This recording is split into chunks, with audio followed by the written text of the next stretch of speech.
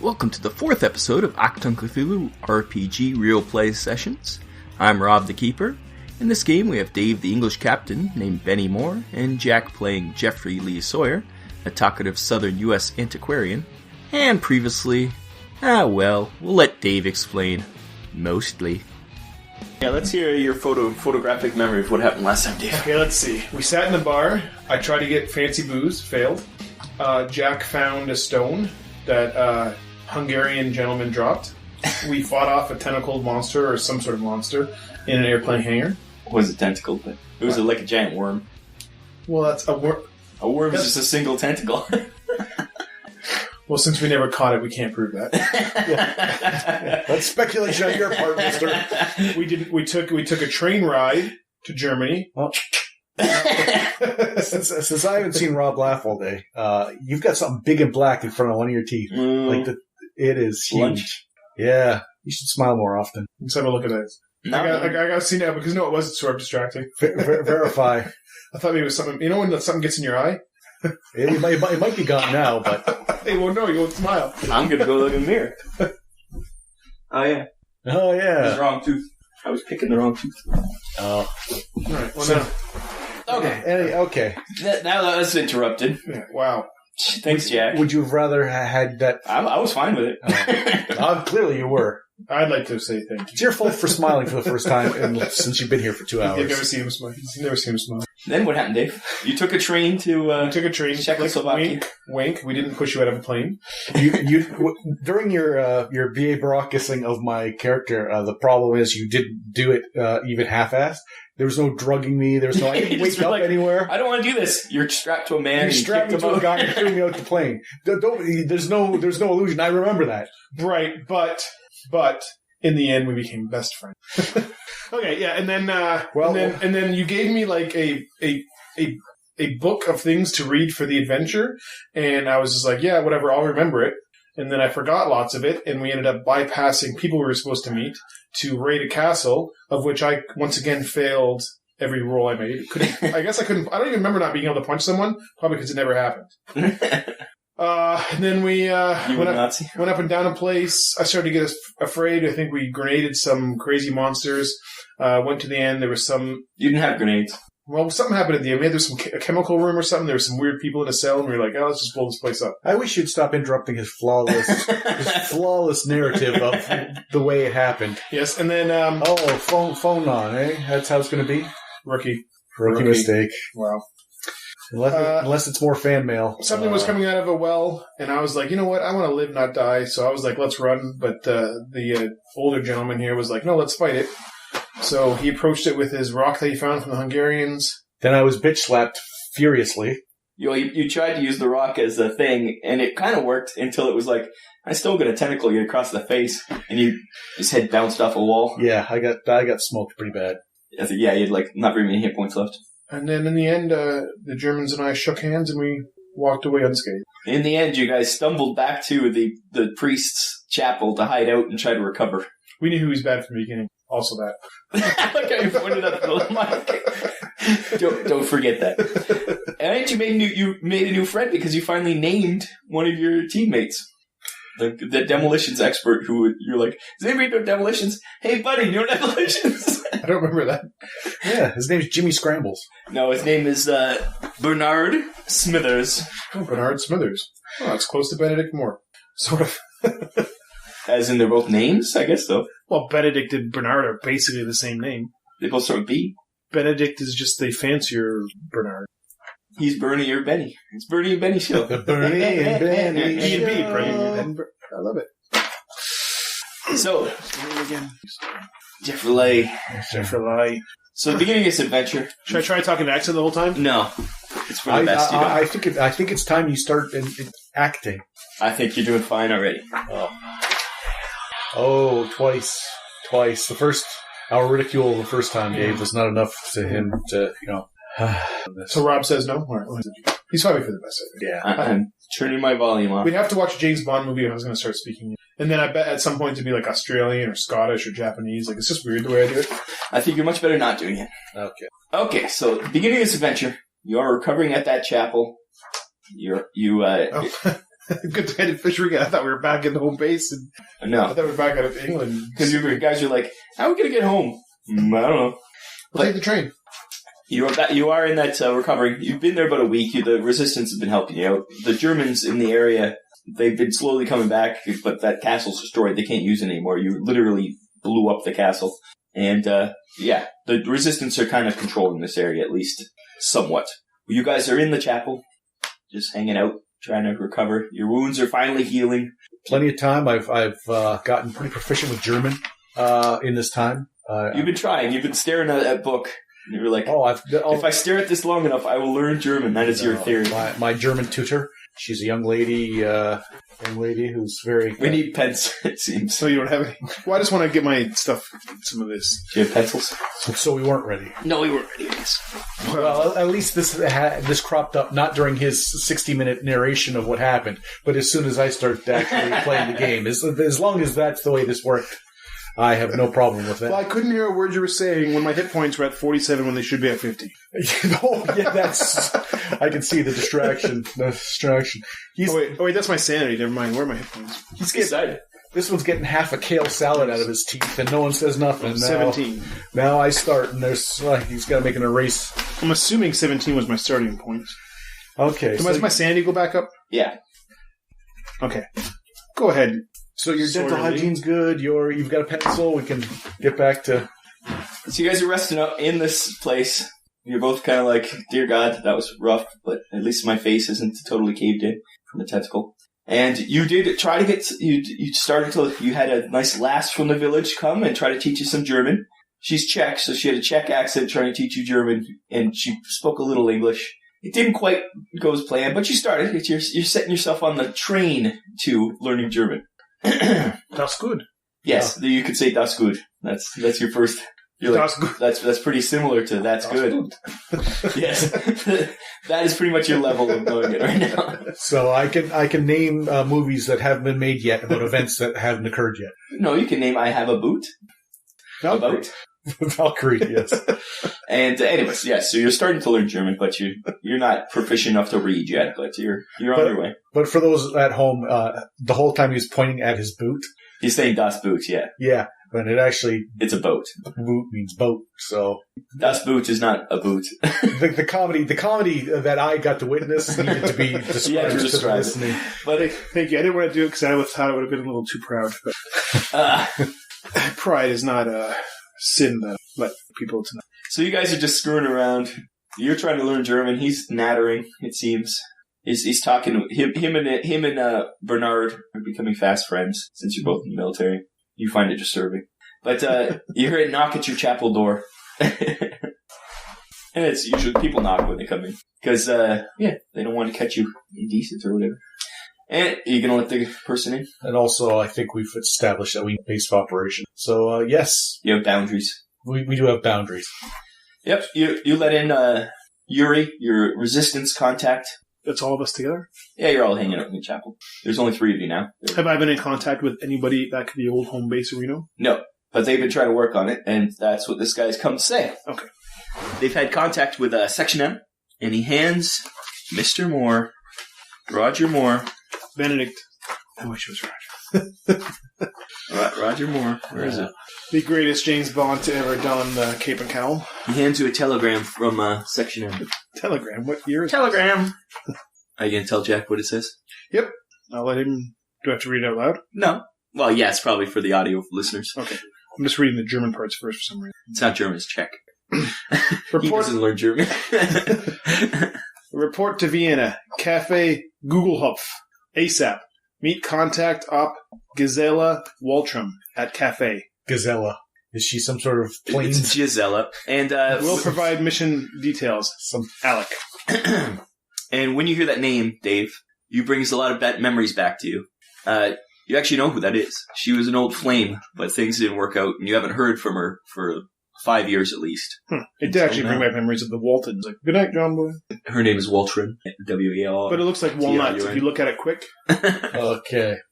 So I am now looking at it. So he hands, you're checking out the telegram. Yes, Lieutenant Mr. Gene Deach. Ooh. He's actually reading the telegram part. Well, I was trying to read it, but it was not in English. Yeah, but he's starting to learn German. Lieutenant Mr. Even though it's in Czech. Prague Czech, yeah. That's just all the people. You silly twat. You've been treating me Czech on accident. Get out of here. Get out of here. So the resistant member, Yuri, says that things have been arranged to get you to the next station, since you screwed up this station, along the line to catch a train to Vienna. So you guys will actually be taking a train this time. And it's not code for taking a parachute jump from a plane. It's in Austria. See, You're currently in Czechoslovakia, near Prague. my two guesses were Germany and Italy, but Austria is the mix of Austria is between where you are and Italy. It is, do not kick that chair.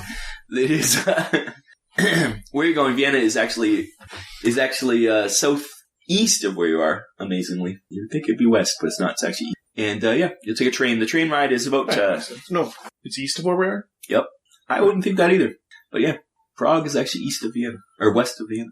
Who knew? Look at a map. He says he's arranged to get to the next station, catch a train to Vienna. You can, he's going to give you some Reichmarks, so you guys have some money once you get there. And Papers? No. Identification? What? We're just going to take a train from here to... The war hasn't started yet, so it's like... Oh. It's not officially started. Obviously, Germany has taken over quite a few places. I've been shot at. Yeah, but... Killed some Germans. But you haven't started a war with Germany yet, quite. But they started a war with France. That's where we met, and they invaded France. Oh, didn't happen that quick? You still got it. Well, you don't know how long you got until the war starts, but it's coming. You can feel it, but it's not happening. Read a history book. I thought it was like... You're living the history. You don't know any of the history. So, they're going to take you that night, or that afternoon. I envy his just naivete. Yeah. Like it just he's a hardworking soldier. He just doesn't see the writing on the wall in some cases. Maybe war is not inevitable. In his mind, he's thinking maybe it could be diplomatic solutions. You could do, yeah. So, in my mind, it was already a full-blown war. That's like the opposite of what you're saying. I thought everyone was at. I thought we were just... You're like, D-Day's in 3 weeks. Come on. Like, I'm ready to... You're currently in the summer of 39. The least popular of... it's the Bryan Adams songs. Bryan Adams songs. Summer of 39. Anything you guys want to do before that... the afternoon when you guys are going to be taken to this train? Yes. We would need to procure probably clothes that would be fitting of less bloody. Yeah. You've gotten clothes since it's been a while. Yeah, it's been a while. It's been a week. We'll probably need you can get nicer clothes. Something that's befitting of train travelers. And going to Vienna, which is actually a cosmopolitan city, not just out in the boondocks here. Their sausages are dynamite. Supposedly their coffee's dynamite too. Lucky you're going to a cafe. We're going to find out. Fantastic. So other than like clothes and maybe if you feel like you need to go armed, you still have your... Well, yeah, I think... that goes without saying? Goes without saying, yeah. Not even just for you wouldn't be able to bring a rifle. You're probably only going to be able to bring pistols. Couldn't pack a rifle in a... Like, I wouldn't... what would the rules be? Like in a suitcase or something? You could probably do that. What's the hunting like in V? There is a lot of hunting, but you could, if it's all about fast talk, I guess. If someone finds you a rifle... And then one carbine? Yeah. You'd have to be like, no, I'm using it for hunting. Pheasants. You'd have to get away with that. And one carbine, an American paratrooper's issued weapon. That's up to you. Now we could try. You're going to just pack it in a suitcase or something? Or a gun case? I'm wondering, yes, that's maybe the... it's not a case. It's more like a bag. I'm wondering if maybe... Well, okay, like... whatever. You want to pretend you're a hunter. Yes, or if that doesn't seem reasonable right now, couldn't I just sort of like how good's the security on this train here?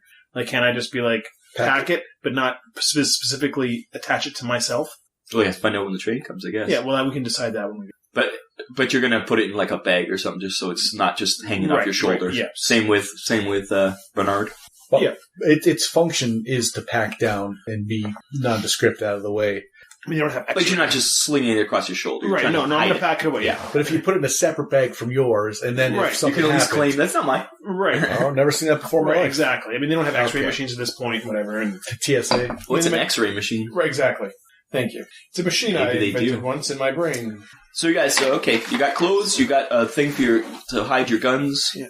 I assume you're going to keep your pistols on yourself, though? Yeah, but as long concealed as long as we in understand jackets or the whatever. normal parts of the.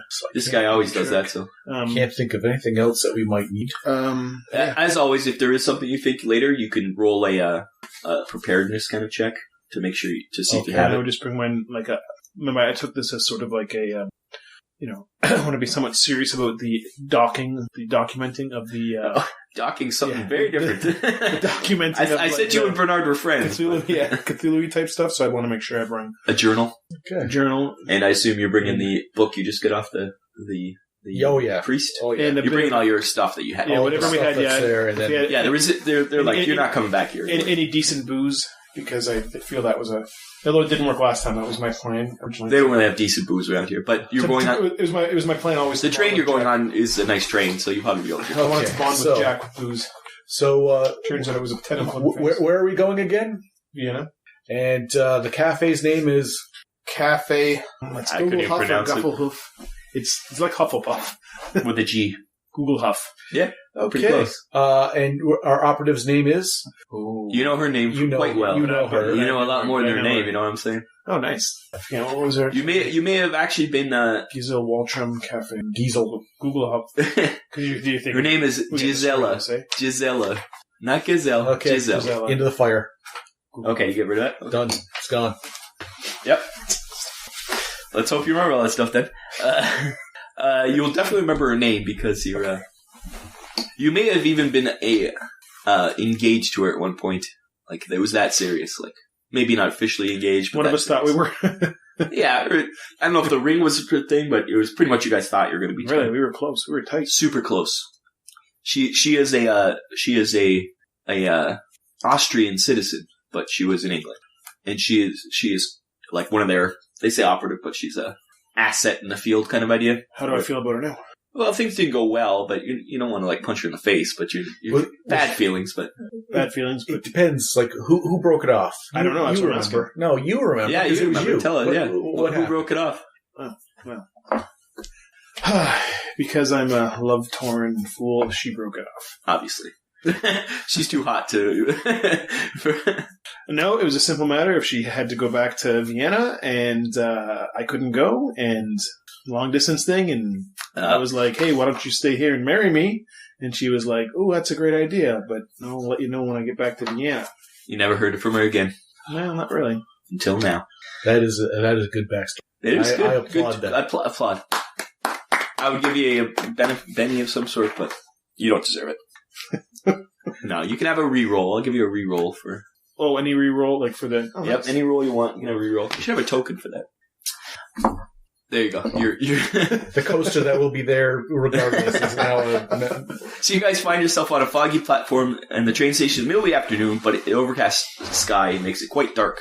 There's a few people milling around, not much. It's pretty quiet. It's just a rural train stop, really. Your resistance guide, Yuri, he gives you 2 tickets, or 3 tickets, because I forgot Bernard. Oh, you're taking Bernard with you, I assume? Yes. Yep. And he says in broken English that the next train will take you to Vienna via Prague. So you'll go through Prague. Ooh. And he said it's about a 6-hour train ride. It was just a few stops. He leaves quickly. So you're alone on the platform.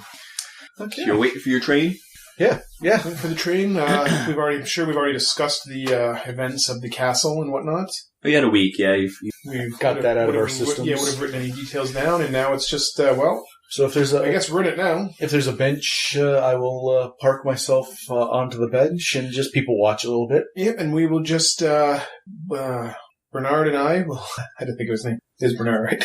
Bernard and I will just, just go off a little bit to the sides and not all be crowded up at one spot. I think that would be... Okay. As you're all just standing around in your various spots, a dark figure looms from the fog. As it does, other activity on the platform falls out of the investigator's attention. You seem to be like tunnel vision on this figure. From the far end of the platform, the figure comes. It has a broad hat and heavy coat, heavy boots, and is strangely silent upon the platform's surface. Everybody else is stepping on it. It's like wood. It makes noise. This guy's quiet. The figure's face is white and smooth, like a death mask, china-like in texture. It has androgynous red lips and cadaverous cheekbones. It has mournful eyes, and they glow a pale green. The impossible tall figure halts before you. Well, you're all kind of in the same area, like within the, 10 feet away kind of from all of you. It breathes heavily and purposefully, the chest of the coat rising and falling as it stands in silence. It begins to exhale, deep and pointedly. Green smoke jets from its mouth and nostrils, and instinctively all step back. Or like, The smoke forms into a solid, recognizable shape. It's the shape of a woman, small and pretty, in mid-Victorian-style clothes. Then the stranger breathes again and creates a companion for this woman, a man in military uniform. And does anybody have a history check? A history check? History ability? Or anything history-like? Yeah. Well, just 20% is standard. I have 90%. There you go. Jack and roll 90. 75. Okay, so you recognize his uniform as a British Raj circa 1910. So like the British in the colonies. Yes, in India. Then it creates a final figure, a small boy in a cloth cap and contemporary dress, more current dress. The figure indicates the figures with a flourish of a stage magician. It stares at you, trying to will you to see the significance of this weird display. The smoke figures stand small and still, horribly alive, but for their creation from gas. The figure does not seem to intend harm, but his presence and here costs you some sanity. Roll sanity. What's your sanity? Mine's 50. Roll under. Roll under? 9. Okay, you're fine. Over to you, Jack. Yes. You both made it? Yes. Actually, you didn't lose any sanity. You're just, like, freaked, but you're like, okay, I can handle this. The figure seems unable to speak. Its presentation made, it glides to each green figure and breathes it back in, sucking them up like ghastly mucus. All of a sudden, a train whistle blows. The figure thins as the headlamp of the train burns through the fog and cuts across the platform. The forceful glare diminishes and saps the figure as light passes through it. Then the apparition joins the mist it strode from, vanishing entirely. All of a sudden, you feel like you weren't able to move. You see stuff on the platform again. All of a sudden, you're able to move again. The train now stands on the platform, and its back end invisible in the fog. The fog's that thick. A conductor steps down. He swings the door open and connects the tiny metal steps to the edge of the doorway for the passengers. You guys are like, what the fuck? That was strange. Anyone else feel that? I think we've been drugged. Well, I certainly don't trust my recollection of what just occurred here on the platform. Do we have any guess what that thing was? No. No? You're just like, well, you assume it's like ghost, maybe? It seemed pretty solid, but it did shoot out some ectoplasm. You've heard you have high occult, so you both know what ectoplasm is. The conductor is a tall, sallow man with a slight stoop and hunched shoulders. Greasy hair pokes out from under his cap. The backs of his hands are covered with a thick, stringy hair. The station master unfurls his flag and blows his whistle. You guys getting on the train? Yes. Yes, sir. You jump up. The conductor pulls up the steps and secures the door. You are now on a train. Seemed a bit strange. So I feel like it was a warning. A harbinger of sorts. A messenger. I mean, we have seen some weird things. Maybe now we've been touched by the cult. So there's the train, as you guys can see. So you enter at the front of the salon car. I think it's on the other one. Yes. Yeah. It's new looking, work sturdy, plush, but not too ornate. There are a lot of comfortable seats in a bar. The bartender bears a startling resemblance to the conductor. The facial features are different, but the greasy hair, morose look, and hunched shoulders and hirsute hands are all the same. The conductor checks you guys' tickets and takes you to the compartment in the sleeping car. As you walk past everybody, there's 5 people in the saloon car. A man in a tweed suit, sitting reading the works of Friedrich Nietzsche. A woman in her late 30s, talking to her 2 young children, a boy and a girl. And a man in a business suit is napping in his easy chair. None of them look up when you enter from the front. You guys going to follow the conductor to the sleeping car? Yes. So the first-class sleeping car is decorated with inlaid woods and fine fixtures, but in elegant simplicity. Each compartment contains 2 berths, one upper, one lower, and has a small washer. There's a small washer. You can configure this lower berth as a couch if you're not using it, and the upper one you can push against the wall so it creates more room. You know, like trains are. Spot hidden. Spot hidden. Nope. Ooh, that does not bode well. Statistically improbable. Did not do it. Okay. Now, Bernard, what's his spot hidden like? Poor Bernard. Does he perhaps wear spectacles? And Yeah, that's not a bad spot hidden. I don't want to, start This using him like this is a good tool thing. that he Yeah. is. If you want Bernard to do something, tell me. Otherwise, he's just like, he doesn't care. He did not make it either. Nice attitude. Well, he's a simple man. It's a good union attitude, a good MTR attitude, as we might say. The conductor's quiet. He doesn't say anything. Probably because he probably heard you speaking. You speak English. He doesn't speak English, kind of thing. Hey, Maybe. conductor, do you see anything? It's a joke. He hands you guys a dinner menu, and a time is circled. It says 7 p.m., and then he slumps over the carriage. The dinner menu is in German, but neither of you speak German. You can kind of piece it together, like, I think this means this. And Sour this, sour that, got it. If you don't know what Beer sauerkraut, Yeah. schnitzel, that kind of stuff. Yeah. Beer soup, beer potatoes, sour. You guys can choose. You got 2 rooms, so you can choose who. 2 of you are sleeping together, 1 sleeps separate. So you can choose who's who. You guys can sleep together. You can sleep with Bernard. Wow, I mean, we. They're going to send Bernard into a separate room. What? I think for role playing purposes, I think that's a good idea. But for actual, I would say he and I will have separate rooms. And Bernard's staying with you because you're. I think we already have a kind of ruse going on that we're together but not together. Well, you came on the train together. You're not necessarily together. Yeah, but we just entered the train together, but now we have 2 sleeping compartments that are separate. We that way it's not 3 foreigners all going together. well, they'd be separate, yeah. So like the 2 soldiers, the 2 of us. Yeah, 2 Englishmen in one, and then the American in another. Yeah, sure. You're not even speaking the same. Okay. All right. So you guys, That works. So you have dinner at 7. It is currently about 3. What are you guys going to do? Well, Clearly, I'll meet you at the bar. Because I wonder what they have there for a little... now, I do not partake, except for maybe a little... Sherry? A little something that maybe Mint julep? to contemplate, swirl in my glass and contemplate what I think about what happened on that platform. it's a fair idea. We should walk to the bar. You guys going to the bar? And, yeah. What do you tell him? Is Bernard coming with you, or are you going to tell him? I'm going to have him just walk around a little bit just to, we are spying. We are spies in this country at this point, right? Basically, we'd be considered spies. Yeah. So he might as well just make sure nothing... So you might as well be a spy. And well, he might as well walk around and just make sure there's not, like, something obvious we're not seeing. Okay. Where's our luggage? In the room with us? You brought it in with you, so yeah, it's in your rooms. Well, it's wherever you want it. You can bring it with you, I guess, if you really want to. If you want to carry around your luggage. I'm just thinking, we have some valuable items in there. Do you mean like the... Well, the stone, I assume you're keeping on yourself. That's on me. That's small enough you can throw it. I'm talking about ones that perhaps would get us executed should someone The guns, probably. Stick guns. discover them. Or we wouldn't want to necessarily lose them either. You haven't seen... There's no... What I've told you is who's on this train so far.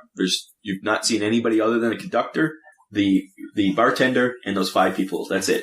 Like, you haven't seen anybody else. It's strangely quiet. Well, I assume at some point there'll be a checkpoint, so I just brought that rifle with me? Yeah, it's in your bag. It's in my bag. In the room? Yeah, I guess we don't need Bernard to sit and watch our stuff. You can lock the doors locked.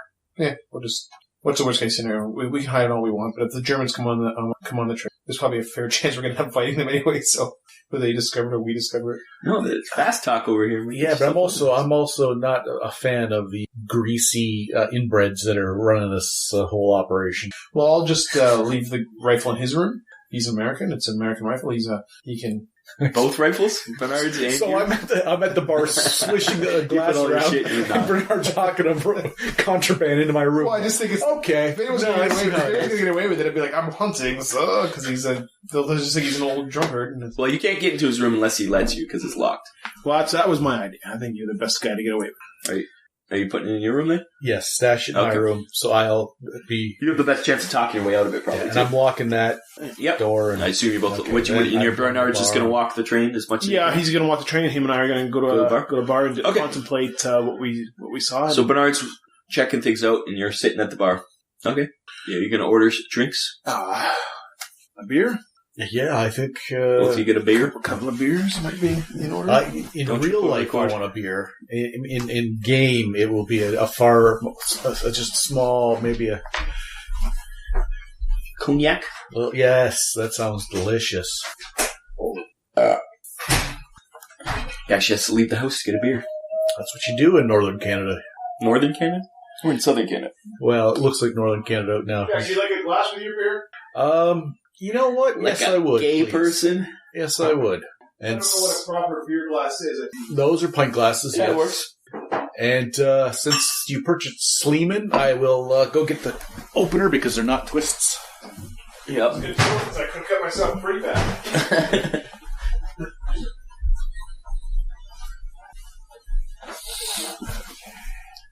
Don't trip over the cord. You're very sensitive over this thing today, considering the first time we played, you didn't even. The chair wasn't there before. Open them. That's his glass. The flake man. No, now he's cooking. He's cooking with gas. All right, so we're going to meet my X. ex. We had a weird experience with a Victorian woman. I'm assuming you're telling me that that the soldier that formed out of gas was from the 1910s British era, Wait till he's back in the room. and a small child, right? Contemporary small. Good modern child. As far as you could tell, he didn't look like he was from a different time. He was wearing just normal clothes. And the lady was from, you said Victorian? Victorian, yeah. You could tell. Victorian's pretty obvious, especially women's clothes. So in a sense, it was almost a timeline. Yeah, the way he spit them out was in order, yeah. Thank you, sir. Thank you. Rob, did you want one? No, I'm good. I got a rum and I didn't think you did, but I just realized I didn't ask. So you guys are sitting at the bar. The bartender's quiet. He doesn't speak. Once again, you're not sure if he speaks English. You ask for a beer. He brings you a lager in a hop top. And you ask for a cognac, I believe. Yes. And he gives you a cognac in a cognac glass. Very nice. It's, the beer is obviously German. It's like, that's what you get around here. So, obviously good. And, the cognac is alright. It is also German, which is, Prost.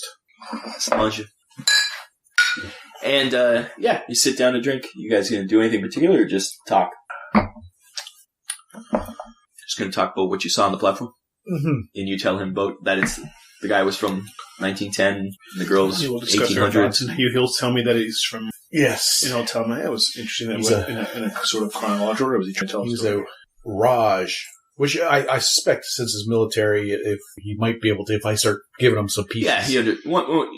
Yeah, clue him into certain things. He's not a historian. Just because he's in the military doesn't Right. need one. But he knows uniforms, and My they actually haven't point changed is, that much. The colonial uniform of India hasn't changed that much to this time. My point being that it should be an easy transition of the information. Oh yeah, he understands. He's not a Riri.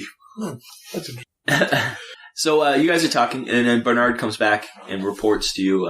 He says quietly, he sits down beside you. He waits till the bartender walks to the other end of the bar, and he says, "Back at the train, past the sleeping car. It's locked. You can't get through. In front of the train, there's a dining car. Is the next car up? Locked also. And when he tried to go in, the conductor told him that he has to wait for his seating, and that tea will be served at 4:00. So soon. Some tea and toast. So you get tea soon. Lovely. Guys gonna do anything till then, or just wait it out? Well, I don't know what much we can do because we have no reason to suspect that this train is anything.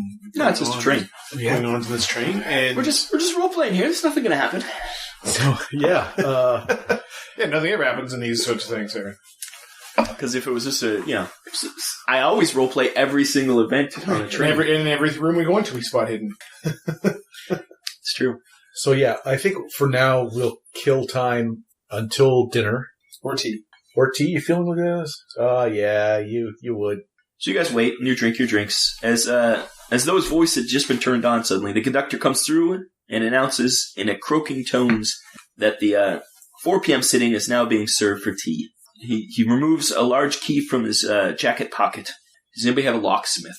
I think I did, but you never know. Excuse me. Locksmith, you say? Locksmith. 1%. Same as you. Yep. Base 1%. Okay, so spot hidden then.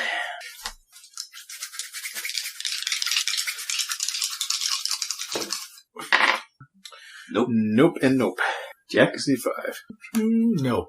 I already hate these dice. Bernard does notice. He just he just whispers to you once again. Does that key look weird to you? Does that key look weird to you? When you're saying that to me. You do notice it's strangely large, and it's not key-shaped, really. It's quite sizable and bejeweled. So the conductor goes up to the door, and, you can't really see. Are you going to go up and look over his shoulder? Well, I am suspicious about this sort of stuff because it is my nature, and the key is a bit odd. So is there any way I can lean in a certain way to see what's going on? Okay, you kind of lean against the wall, waiting for him to open it, and you can see the lock is actually star shaped, and he turns it clockwise, and the door opens. The star shaped. Well, you notice it, but you notice that. Hey, that's weird because Jeffrey Lee also has a star shaped rock in his pocket currently.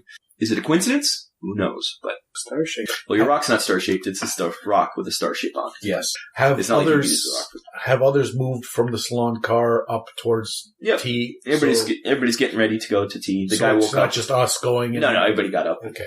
So did that guy? Sorry, man, I'm missing something here. The conductor, yes. Is he opening up the door to the dining car? Yeah. Star shaped. Yeah. Okay.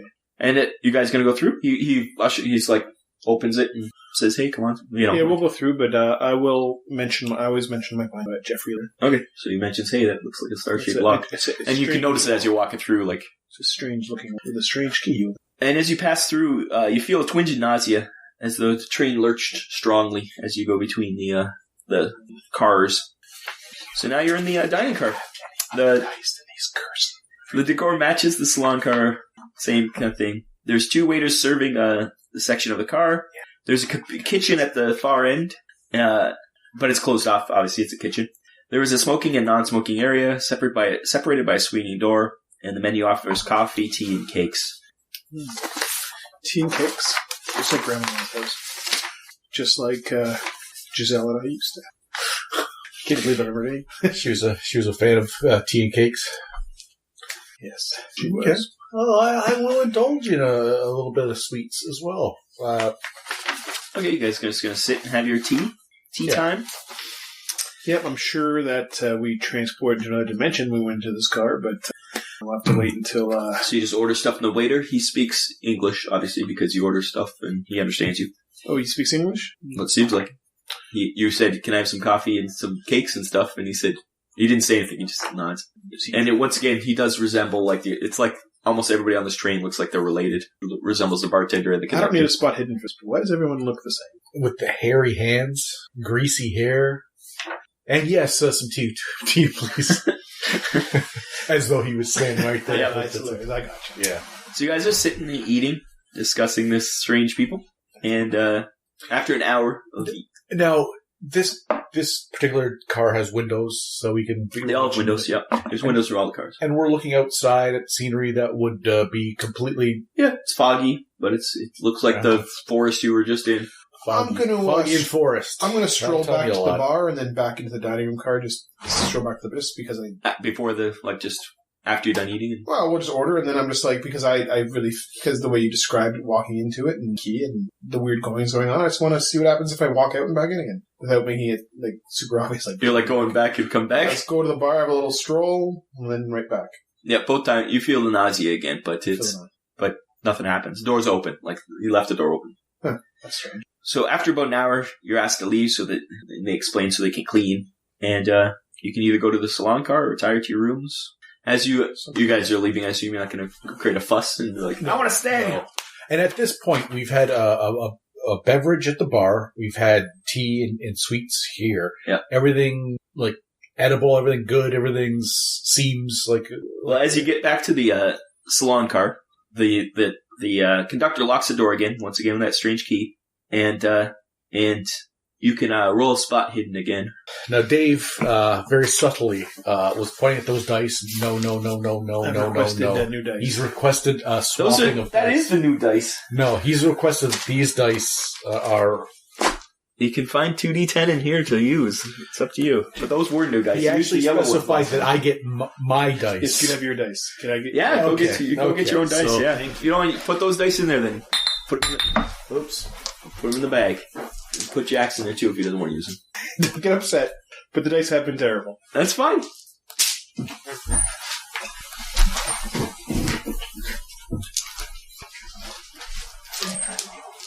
Terrible dice. We'll see if Jack's dice roll better. The thing is, they're not terrible dice, because you usually want to roll high on dice.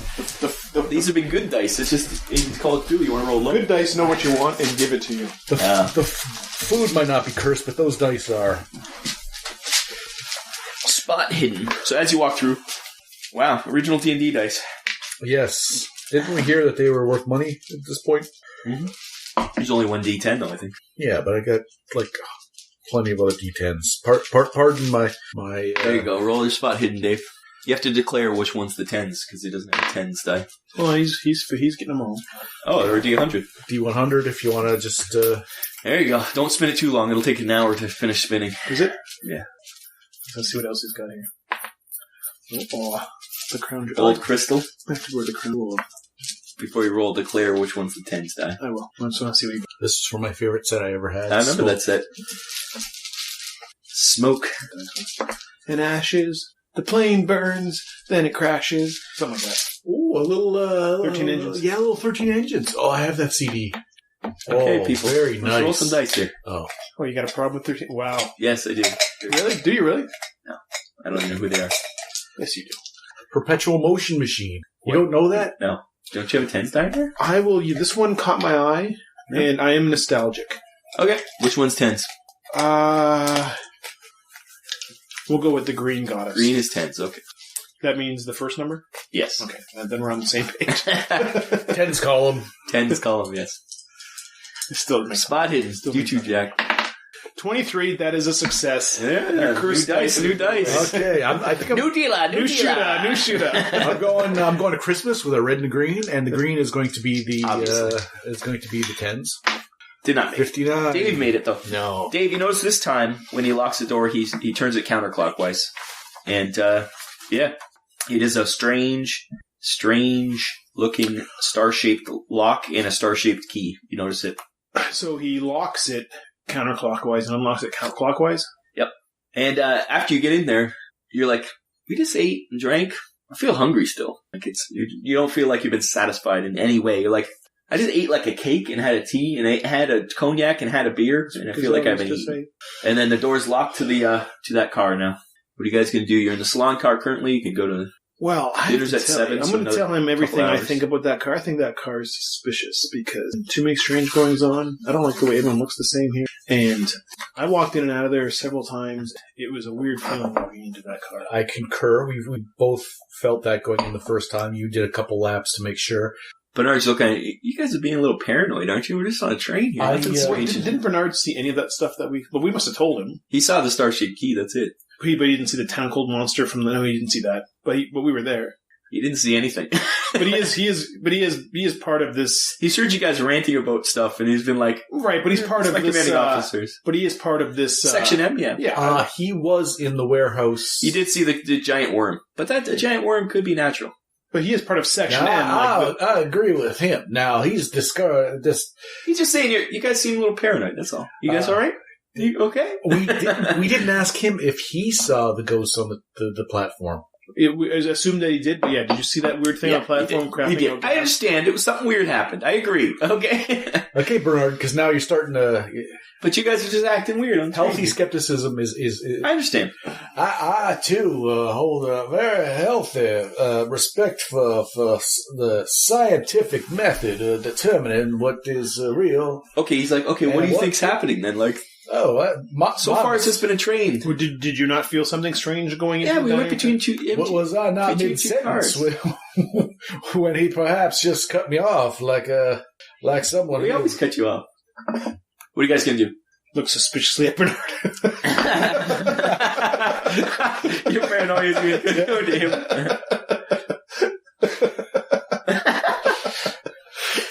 Jesus. All right, Bernard, that's fair. You know what? There's probably a fair chance that we are a little paranoid. That's why we need someone grounded like you to keep watch for us as we try to break into the study car. I would agree that perhaps there is some breaking and entering to be done. So you're trying to force the lock on it? Well, let's just go examine it, and then we'll see what we can do. I would suggest we examine the locked door at the back of this here train and make eyeballs on that to see if it matches. Okay, yeah, good idea. He said that we're basically trapped, so let's go to the other locked. So you're going to the back of the train. And confirming that it looks similar to the... So that's, what is the back of the train called again? Or the, I don't know, what's the back? That is the baggage car? No, that's the front. It's the other one. Oh, yeah. Because the locomotive's the front, clearly. Baggage car, then sleeping car would be at the back? No, yeah, sleeping car, from what you can tell, the sleeping car, you don't know what the last car is, actually. It's not on there. So you go at the back of the sleeping car, and you try, there is no actual door back there. Like, just a, stop. You're going to try to, figure out if there is another train back there?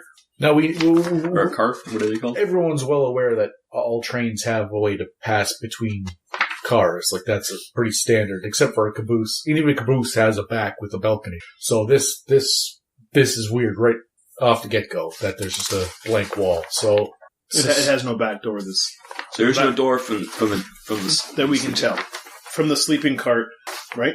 From the sleeping cart to the end, there's no. Looks like it just like a wall. Yeah, it's just like the end of the train, kind of. Well, Bernard, would you mind keeping your eyes peeled for various... I might just be a southern lawyer, but I'm going to start investigating the wall with both my eyes. I'm going to give it an ocular pat down, as well as my phalanges will move about. Yeah, the wall. It's just a wall. There's nothing. There's no secret or anything there. No, it's like paneling.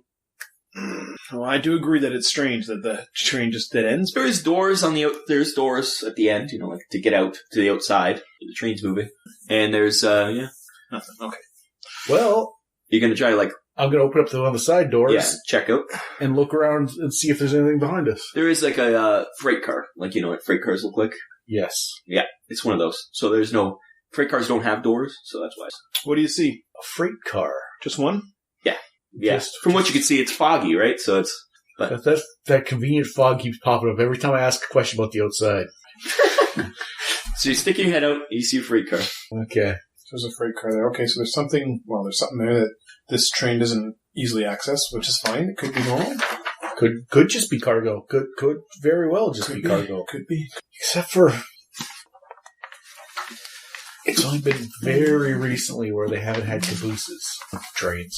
I'm talking modern era. Well, you, as a southern gentleman, have been on many trains. The fog again.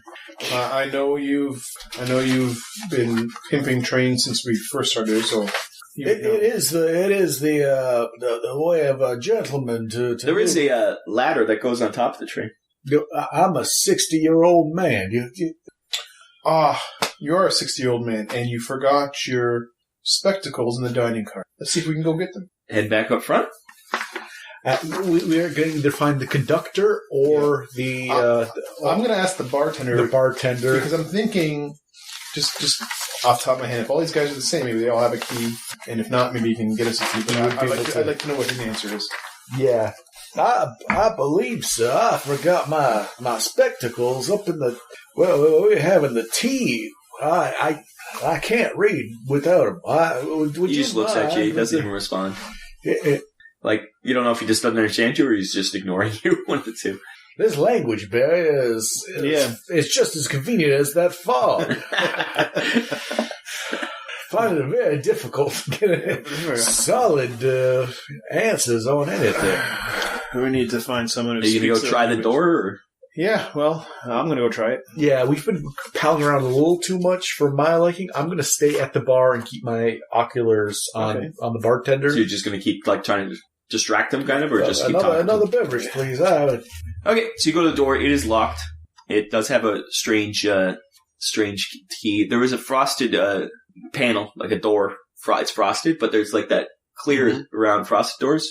Can I look in? Can I scrape some of that off and peer in? As before, when you try the door, the one guy that was sitting reading the book says, looks up and just says, in an English accent, he says, "You're early. Dinner's not until 7 for us."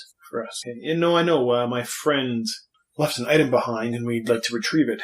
He said, "Well, it's locked." And he just goes back to his book. He goes back to his book. He's pretty much like, "Yeah, that's nice. I don't give a shit." Yeah. You speak good English, sir. What else do you speak? Roll what? knowledge roll. Where's that? Oh, is that up here? Oh, never mind. You already knew that. Never mind. You're going to talk to that guy? Yeah. Is he still reading Nietzsche? Yeah. I'm not there. He was. Yeah, he is still reading. You say speak. Yeah, maybe you could help us talk to the bartender to get. He's like, I am English. My name is Professor Skank. Sorry, Skank. Shank. I'm on a sabbatical from the Oxford, going to Prague. Oh. Well, we can't seem to get the attention of that bartender, though. I don't think he speaks English. Are you able to, No, I don't speak Czech or anything, but, yes, they are very, around these parts, they're very, minimally educated, you know what I'm saying? I sure do. I'm probably an idiot to him. Okay. I guess thank you. Anyway, I can, I'm gonna just try the door a little bit more forcibly. Are you trying to break it open? Just real, without making a spectacle. What's your strength? Just stress whenever look. My strength is 16. Just to kind of... 16, you say? Okay, roll die. What am I rolling? D100. It's always D100. Which one's first? Green goddess. Okay, tell me what you get. 52. No. You pull it and it's... Nah. You're like... It's not going to happen. No. It's a pretty strong lock. You're like, I could maybe smash it, but that'd make a lot of... That'd make a lot of... Okay, I'm going to head back to him and be like, it's locked, as we do. I can't really get in, but... So that's when I passed the bar. Now, if you remember, bartender... I was regaling my friend here with tales of... The moment this guy comes up, bartender goes back to whatever he was doing. So he's finally free of you. We need to get in that dining room cart. So we need to find someone else. So we need someone who speaks English. I believe you do. Well, we need someone... See, I wasn't privy to any of the stuff you was talking about. I believe you do. So yeah, it is locked. He's saying it's locked. So how do we get someone's attention to this, other than the barkeep? Right now, there's only the bartender in here. The conductor was in the dining cart. You assume he's on that side. So you guys are discussing this as time goes. Yeah, we might just have to sit and let this percolate. Like, just see what happens. Yeah, we could. I'm hungry again. I just feel like they like whatever. If there's something in there or going on in there, they just keep it hushed away for the hours of tea and dinner. And then whatever they want. Well, you never did look through that window. You were going to, and you get distracted. Oh, I got distracted by the guy. Do you want to try looking through the window? You go do that. I get distracted. I will have another one of these. If that doesn't work, you could always fake a heart attack, and maybe someone who speaks English will come. Bartender, would you mind? Now. Okay, so you're going to look? Now roll spot hidden roll. Green goddess. I'm going to go always green until further notice. Until you... 70. I should have gone the other way around. I should have twice. I should have gone the other way around. So you have a reroll too, don't forget. Well, since you're reminding me now, I might as well get it over with. Yeah, because we won't forget about it. Yeah. I just remembered it. That's why I said it. Because you saw the coaster that's always sitting on the table? Yeah, is that what happened? Even worse. You try to peer through, and you can't. It's just like... every time you look, it's like a different angle and fog or no, you just can't. You can't really. You can see in, and you can see people eating and stuff, but it's so like I can see people eating in there. Yeah, it's somebody else. There's another session in there. You knew that. Where'd they come from? Maybe the front of the train. So the dining car is we have a certain eating time because there's other cars, and to keep. You just have to be at the back of the train. So. Well, you think it's back of the train. We're sharing. Maybe there's something past the freight car. Maybe. It seems so fishy to me, like the way everything's so segregated. Are you going back to him? Yeah.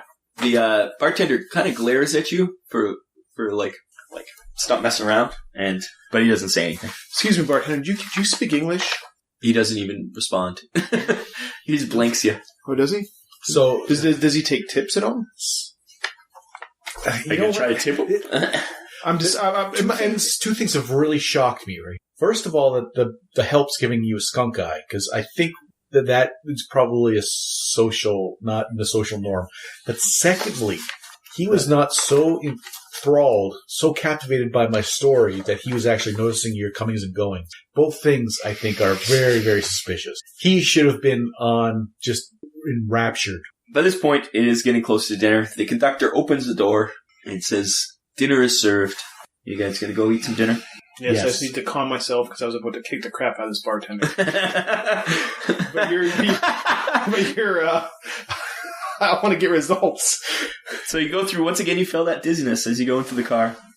I'm going to walk to the end of the car and try going through the other door. There's a kitchen. Are you going to go into the kitchen, Yep. through the kitchen? Okay, you walk right through everybody.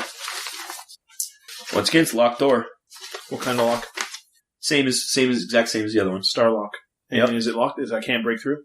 You can try again. How many people are around? There's people around, but you could, like, once again, you're not going to bash it. You're going to try to just break the lock, right? Can I do any quick speak? Can I be like, hey, When someone's coming in or out, just wait until someone...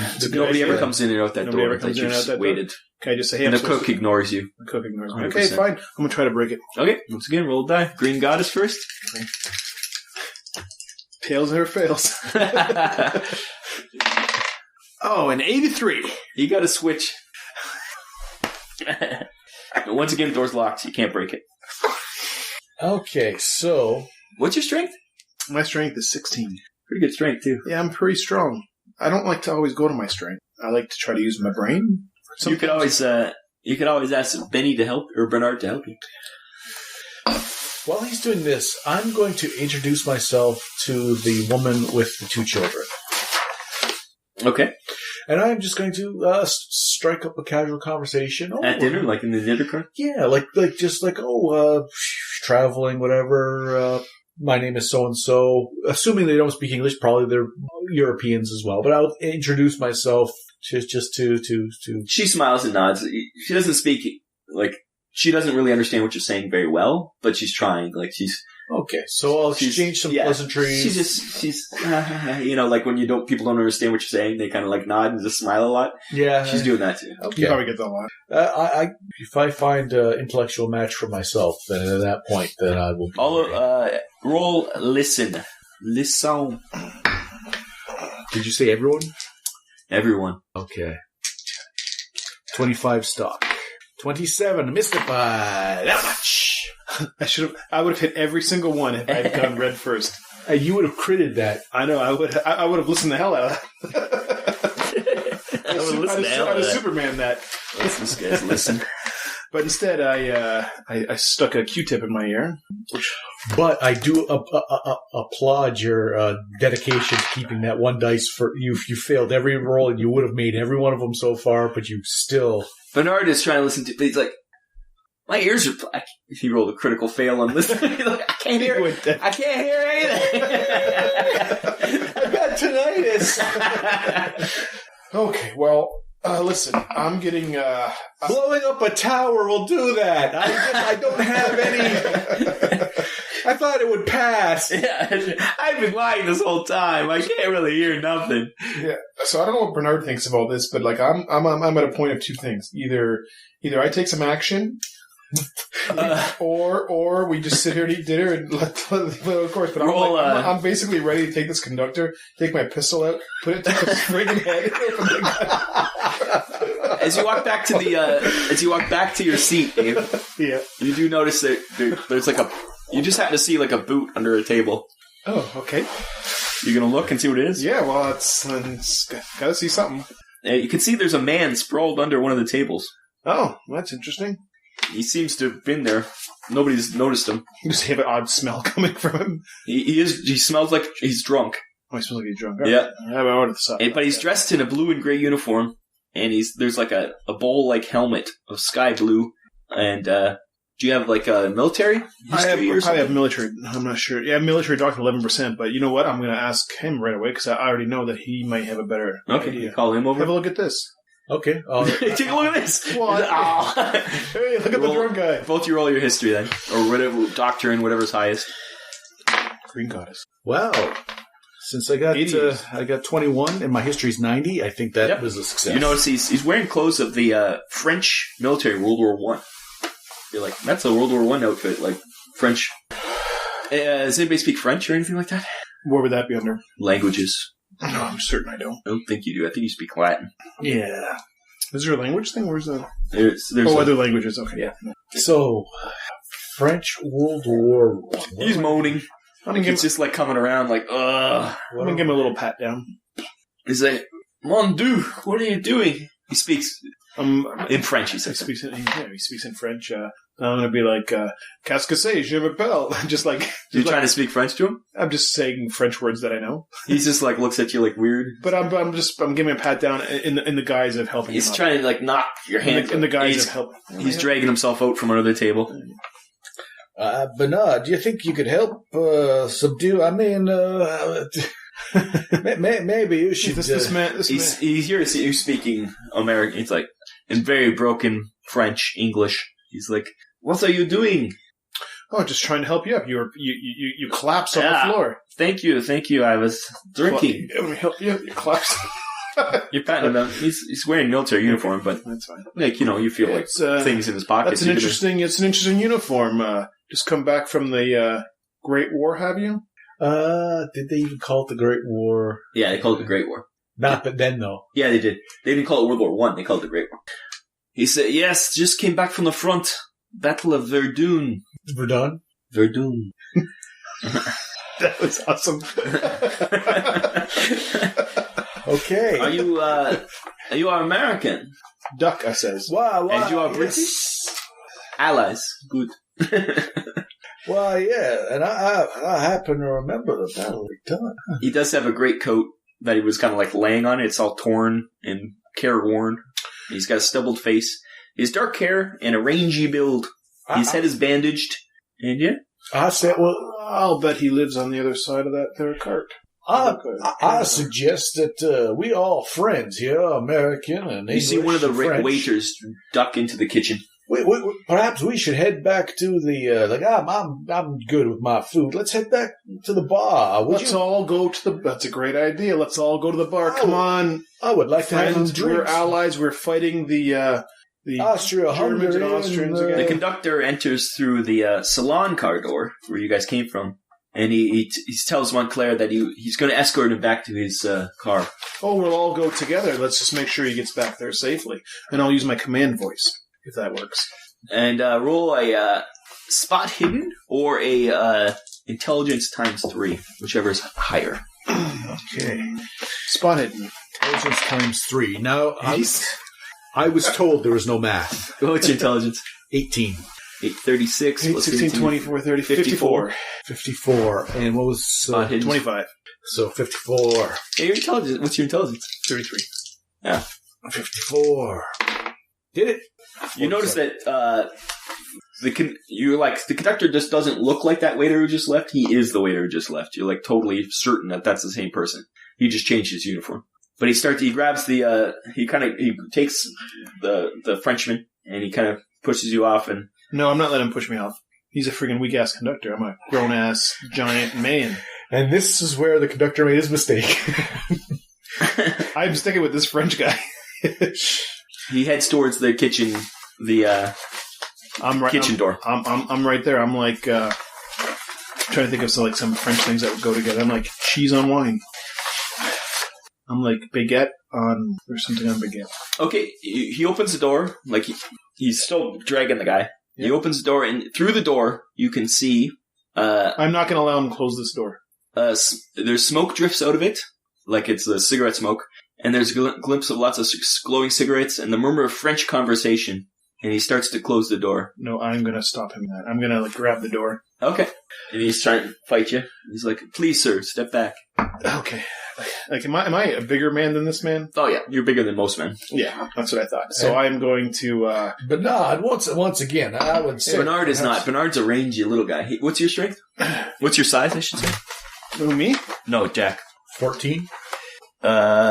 Yeah, Bernard's size is 9, so he's even little. He's just a little wheezy little guy. Bernard, I think we need to check this room out here. We've left some things in here, sir, conductor. The conductor's trying to stop you. Are you going to fight him? Well, like, how is he trying to stop me? Like he's not. Like he's literally trying to bar the door. Yeah, but can I get in between the door and the jam, as they might say? No, like he's like standing in the doorway saying, "You can't come in here." I'm going to I'm going to force the door open. Okay. Let's see what that is. I got lucky last time. Went right to the right page. I will do that again. I don't even know why I bothered. Anything we have to roll is auto-fail. Because you Okay, roll dice. you've determined your dice order. 48. You did. Just barely. You push past him. You're like, it's fight. And you're pushing past him. Push past him, yep. And he's like, stop. He's yelling at you.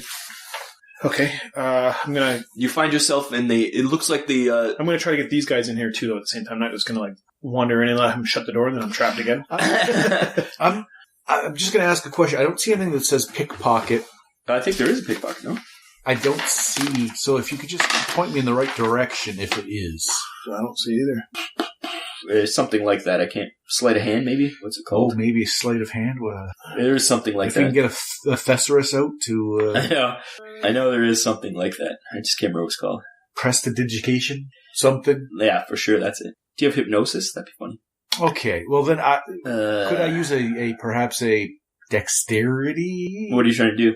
Are you trying to steal his He's feet? wrestling. Yeah. He's wrestling him. So if I definitely move my hands about his body to where I've seen him. Yeah, we'll do dexterity then. Move and replace that key numerous times. So it's dexterity times 3. Dexterity times 3. 3 times 9 would be 18. Would be 20. 3 times 9 is 27. 27. You don't need to go there, my friend. You don't. Why you were harassing this conductor in such a way? I'll actually give you, since you're distracting. 3. Never mind. You critically. I was like, it was going to give you a bonus because he's distracting, but you're just like. That is you're currently possessing a star-shaped key. Shameful display. But so now you're like he's stopping, like he's standing, he's trying to stop you, and are you going to try to push him aside? You're currently in a sleeper car, just like the one you left, but it's full of French soldiers, all wearing the same uniform. Well, do I know what just happened? Do I understand what just happened? You didn't see him, no. You just saw, he's like on the other side, you're on one side, Bernard's at the back, and you're just like wrestling with him, kind of. Well, because my initial thought was to get these guys in here, so I'm going to turn and be like, hey, let's go check this out. If he says, don't bother. I'm not saying don't bother. I think I've got plan B. This is plan B. I'm letting you rock and roll plan A. The plan He's literally trying to wrestle you out of here. He's trying to wrestle me out of here. I'm just like, what is your problem, sir? You're not allowed in here. We bought a ticket for this train, and I was told you bought a ticket full access the for the salon first car. We had access to the full access. I demand to see your supervisor. He's like, I'm the conductor. Okay. You're also the waiter. I need some more bread at the table. You didn't know that. Shit. That'd have been funny line, though. Now, as this is going on, I'm going to look over the car ahead of us. It's Frenchman. Dark smoking. French smoking, a sleeping car, just like your car, but roll a spot hidden. Okay, because we've now seen we know what the wood trim looks like in ours. We know the it's not. This is like a troop car. It's the same kind of car, but it's a lot rougher. And okay, roll your spot hidden. So where is my spot hidden again? I should just really highlight that bad boy. 25. 82. I never made a spot hidden. I have no intention of ever making a spot hidden. You don't need to spot it. If you can't spot it with your brain and intellect, then there's in here though. There's tiers of bunks, 3 high, covered in heavy army blankets. There's a person lying moaning on a bunk halfway along the car. There's a tobacco smell, sweat, and disinfectant fills the air. There's lots of groans, whispers. You see a lot of gas masks hanging off the bunks. So this is a troop transport filled with French troops. World War I French troops. World War I French troops. He's not noticing this. I'm not really noticing all. I notice all. You're too busy wrestling with the guy. You notice it's a troop transport. You don't know that. Yeah, whatever. You know, it's a troop transport. Yeah, I heard them speaking French. Yeah. You knew that much. You didn't examine, see there's gas masks everywhere. You didn't that kind of stuff. But before we walked in the dining car the first time for tea, I suspected we were changing dimensions, so I could still suspect that. There's not another question. It seems strange that you're in a. Does anyone speak English in this cart? Where are you boys headed? The guy who let you in, the young guy, the drunk guy. We're going to the Mediterranean for a leave, and everybody whoops, woo! Woo-hoo! Roll spot hidden. Now that you're not just distracted with this. Please make one. I'm trying that, dude. 41. You made it? Could have been 14 if you would just switch. Goddamn switch it. Outside the... Fine. You know what? We'll do it now before the... now you They have screwed it up. officially been switched. Red is never Goddess. dead. Yeah, red goddess. Green Goliath. Okay, let's put him down. It was a 6. Perfect. Red.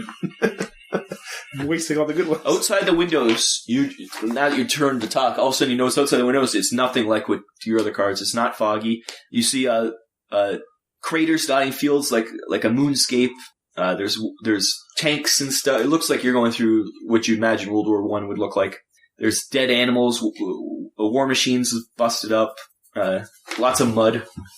Like, it looks nothing like you were in a forest when you were back there. I'm going to point that. So roll sanity. Okay, roll sanity. I'm going to point that. Okay, well, I guess maybe roll sanity first.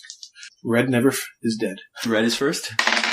Nope. Fail. You got 88 though. There's no So you lose. You only lose 1 sanity though, just because you're like, what the fuck? And then you're pointing out to him. Yeah. And then I'm going to Roll roll sanity. sanity. Yeah, thanks. No, please. You've got to see. Look out there. And B too. And Bernard First. Is Bernard with us? Yeah. 42. He's My the beast sanity is what? That you made it. Your sanity's 85, great. Yeah, okay. So you're just like, yeah, that's strange. That is part of our hypothesis. So the conductor's physically trying to pull you back. Then I will say, well, we will talk to you again later, my French friend. I hope to get some beverages with you. Let us retire and discuss the rudeness and our lack of. Yeah, but we just got in. This is where we wanted to be. I'm giving you the option of extricate. If you want to take this car by force, then I suspect we should come back aptly with firearms. That's true. I feel like I want to trust him because we've been around for a while. Okay, so you let the conductor pull you back into the dining Yeah, car. we got a glimpse. We got a. Our hypothesis. We don't need to start a World War. As you move to cards against, you feel that nausea, but you're back in the dining car. Dinner is served. You kind of missed most of it, but you can sit and try to grab something to eat or just move back to the salon car. The conductor goes back into that room, slams the door shut. I say we remove ourselves to the. So I felt nausea again. Every time you move between trains, just assume you feel nausea. So I'm going to explain that to him, and I'm assuming he'll explain it to me that he'll get the. He'll tell me about the key. He does not. He does not. I will. Do we stay here and eat food that didn't seem to fill us? Well, that's true. Here's my Or do we thing. go back and we have a frank discussion in our locked room? Yeah, we need to have a discussion because I'm just feeling. Yeah, we need to have a discussion. Okay. Everything good? Yep. Just make sure it's still recording. Uh-oh. Yeah, that's fear suddenly came through me. I was like, oh shit. Are you making a break now? Like, are you saying like this is like break? No, I think. See that fan up there? I think stuff's about to hit it. And he wanted to make sure it's recording for what's going to happen. That's like all this was just filler. We can skip all of this. So you guys are back in the salon car. You gonna stay in the salon car or keep going back to the sleeper car? Well, I want to go back to sleep to our little sleeper and have a little discussion about our theories and whatnot. So so clearly something else that because like another dimension, another time, something. Clearly another time. Roll spot him. 7-2. I see nothing. 54. I just missed it. Wait, let me just. Yeah, I just missed it. My eyes are not what Okay, you go back in your car and you're just sitting there like, what the fuck? Yeah, and what I find weird is that what is this dining car? In that I felt the same nausea, the same strange feeling. Every time you move between cars, not between the salon and sleeping, the other cars. Right. Oh, all the other cars? So far, you've only moved between salon, dining, and dining to troop transport. Okay. Both times you did that, you felt nauseous. Well, I just wonder if that means like, is the dining car also part of a different stranger time? Or I think the dining car is the out of time. The link between the two times? The nexus, as it were. The nexus pass. That's technical for me, but yeah, okay. That just seems strange. So what I'm going to do is I'm going to say, what was that warning we had at the beginning of this? Victorian era? The Raj would have been from colonial... 1901, and then something modern. No, 1910? What did I say? 1901 or something? Late 1800s, by my estimation. No, it was 19 something. The girl is from late 1800s. Now, where's that sheet? I'll say, well, then what I suggest is later on, and I'll take the key and I'll put it up on the thing. I'll say, we'll use this. That the conductor dropped. It's a good idea. Meantime, we should find 1910. The rush is from 1910. Meanwhile, this train obviously is quite suspicious. We should find out what else is on this train, say, back by the freight car. The thing is, there's so few passengers on this train, and we've already made a ruckus. They'll come looking for this key soon. So we can either stash it, use it, or keep it on us at all times. If you want to go check out that. Well, if we're not gonna go into the so that's about 8 o'clock. So it's letting you know the time. If we're not going to go into the French, whatever, the French, we'll call it the French troop transport area and beyond. If we're going to do that later, then we might as well check out the other half now. If we're going to do that now, then we should check it out now. But do we have a schedule of when the stops are? So far, there has been no stops. No stops. This is a very strange. So yeah, you were told there would be some stops, and you're told that you would be going through Prague. And so far, you should have made. You're like, wait a second. It's been like, what, 4, 5 hours we've been on this? No, 4 hours we've been on this train? We should be we should have been way past Prague. We're almost getting to Vienna by now. Well, and every time you look out the window, it's fog and trees. Well, here's what I propose. Forest. Here's what I propose. We need to check both out, so it really doesn't matter which way we go. We keep the key with us. I'm wondering if the key's safe in either of our possessions, but if you're going to hold on to the key, then I would suggest you need to come with us to the freight car. If not, I'd prefer to hold on to the key in that I am, I don't want to say this in character, but I'm more intimidating at first. I have guns. I have a soldier I can command. I'm a bit better. He's like, you can ask me. I'm a bit better to hold it if we're separated.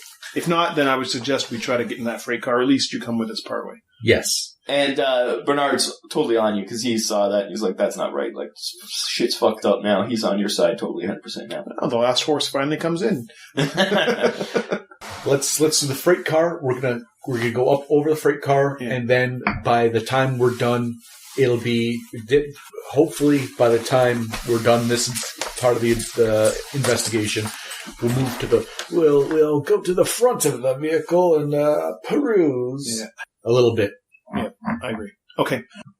I am going to grab my rifle. Rifle? Okay. Bernard can carry that. I'll make sure I have my pistol. He has his pistol. And we're going to head to the... You both have rifles then? Or he's just got one? He's a rifle too. Okay. I don't know that. I'm just not 100% sure. I just want one guy with a rifle. I'm not 100% sure I want to strap it on my shoulder right now, but you want Bernard to strap it on his shoulder? Well, no, I want him just to carry it as if it was a case or something, but have it ready to go in case we need something. Yep. I don't want to be around. And you're going towards the back of the train to get to the freight train? Yep. And you open the door. There's a ladder up to the top of the train. You could maybe try to swing around onto the platform between. I'm going to climb up, I think. Like either of them, that'd be dangerous to swing around, I would think. So climbing on top of the train is difficult but not impossible. There's ladder-like grips on the roof once you get up there, so you're not going to slip off. But there's a gap between you and the freight train behind you, so you have to roll if you want to cross it. How does it look? Terribly dangerous? It's not terribly dangerous. I think I'm fairly athletic. I might as well give it a shot. What's your dexterity? 13. Be 49? 30 times 3? 39. 39. 39, yeah. That's what I got. Jump? Do you have the jump skill? Nope. Well, you love taking your rolls. You always make them, so. Yeah, to get to the other train, you have to jump across the gap. All right, Bernard, jump across the gap. Bernard looks at you like, really? Was he athletic? He's like, he does have a jump skill. He's like, okay, I'll try. Let's help each other out. He makes... No, he doesn't make it. Sorry. I read it wrong. Yeah, he jumps and he kind of hits the edge and falls in between the trains. He takes some damage. He's like, ow! Lost my page. You thinking you can make it? I will. I'm going to give it a shot. No one ever suspects the slightly portly 60-year-old man. So he's like, ow! But luckily I landed in between.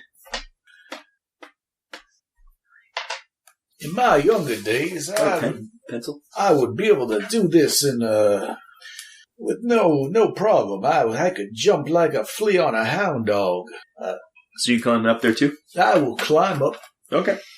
Bernard's like, I'm in between. There's no door on either side. There's a ladder. I can get back up. I can climb onto the freight car. Do you want me to climb up there? Yep. Okay. And then So he climbs up eventually. You see him. He's like limping a bit. His ankle hurts. we'll patch up in a second. Good job, Bernard. You want to go across? He's like, I'll try to catch you if you jump. And I was wondering if any way I can help him across from my end. Okay, yes. So you like whip him? Well, not whip him, but try and is there any jump. sort of. And I have 25 because that's the stuff. I'll give you a plus 10 to your rolls since he's going to throw you and the other guy's going to try to catch you. Okay. 7. He throws in, tries to catch you. You just land perfectly. You're like, I'm fine. Like a figure skater? Yep. So the two of them are across. All right, well, who wants to see me crash and burn? Give you a plus 5 for because they're going to try to catch you. All right, so 39. That was easier than I had ever 44. anticipated. I've got a... Red's first. Red's first 64. Missed by 20. So you boom, Yeah. you fall down. Hurt myself. Roll luck. The luck Luck should be pretty high. 87. What's your luck? 50. Oh, you're lucky I rolled low. I rolled 6 points of damage. 6 points a day. You twist your ankle as you land. Oh, God. So And he's like, I know how it feels. I think it was the same amount. I regret everything. So you climb up with them? Yeah, climb up with them. Okay. Now there's like hatches on the top. The old man's know how to, like a gazelle. Yeah, a lot of people. Like your ex-girlfriend. Gazelle. So there's hatches at the top, or you could like swing down. There's like a door. I'll try to open the hatch at the top. Okay. Roll strength. Bernard's going to try to help you. Okay, my strength is 16, 10, Wait, 20, let me check. 12, 18. Bernard's going to help you. He's not very strong. Are you going to try to help too, Jack? I guess if there's enough handholds, it doesn't hurt everybody, to everybody add. can jump in. Everyone- What's your strength?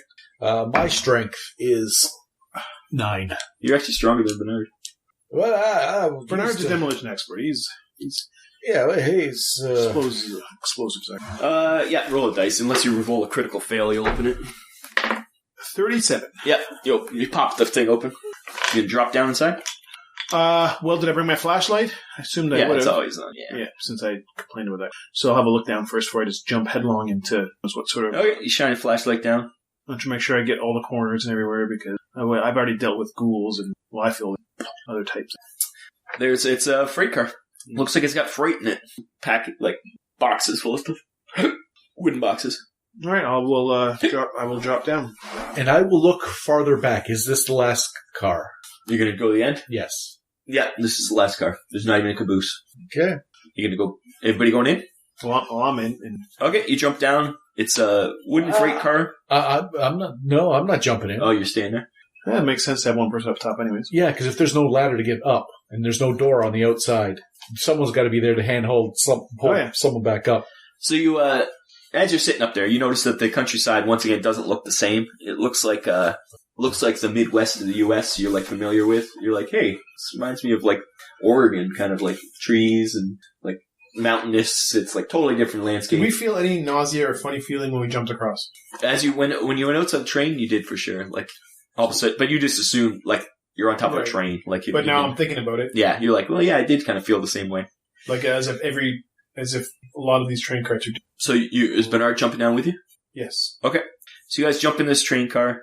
At first you're like, oh, it's just a train car. It's just a freight car. But then you notice there's a drum in the middle of the floor. It gives off an oily heat, and it's like there's somebody's made a fire in a drum. And outside, like I said, you could see stands of high pine trees, and you're in the snowy kind of mountainous area. In the car, Dave, you notice there's a bunch of people look like hobos, and they're half asleep, lying there, and the door is slightly open, letting air in.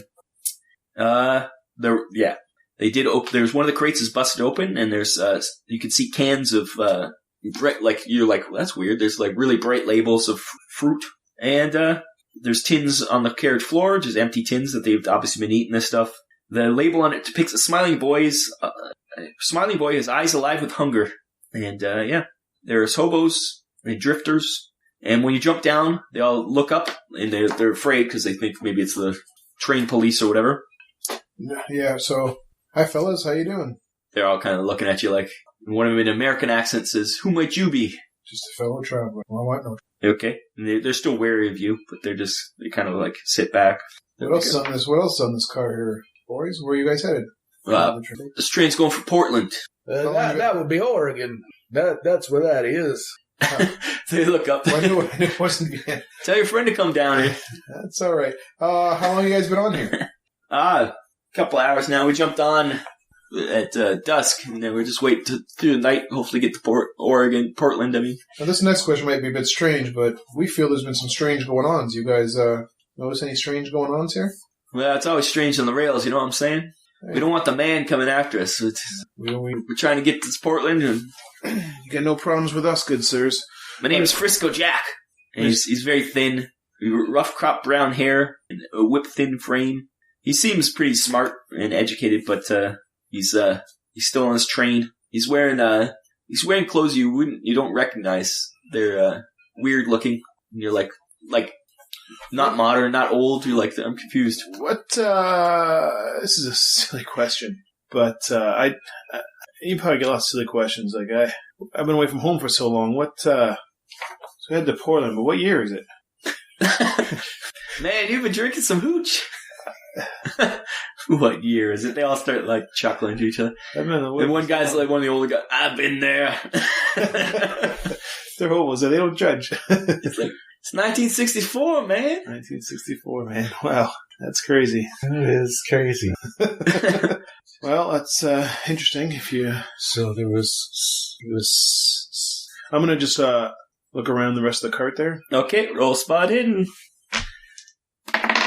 Oh, 100. It's awful. I was like, yes, when I saw the first zero. Yeah, you start they're like, hey man, that's our stuff. Don't mess around.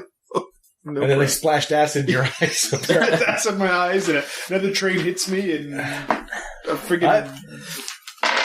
Bernard though, he like searches his elbows you, and he hands you a newspaper, and you can see the top. It says Portland Journal, and the year it says say 1964, and they've been burning. It's just a piece of one that they've been burning. I'm going to keep it.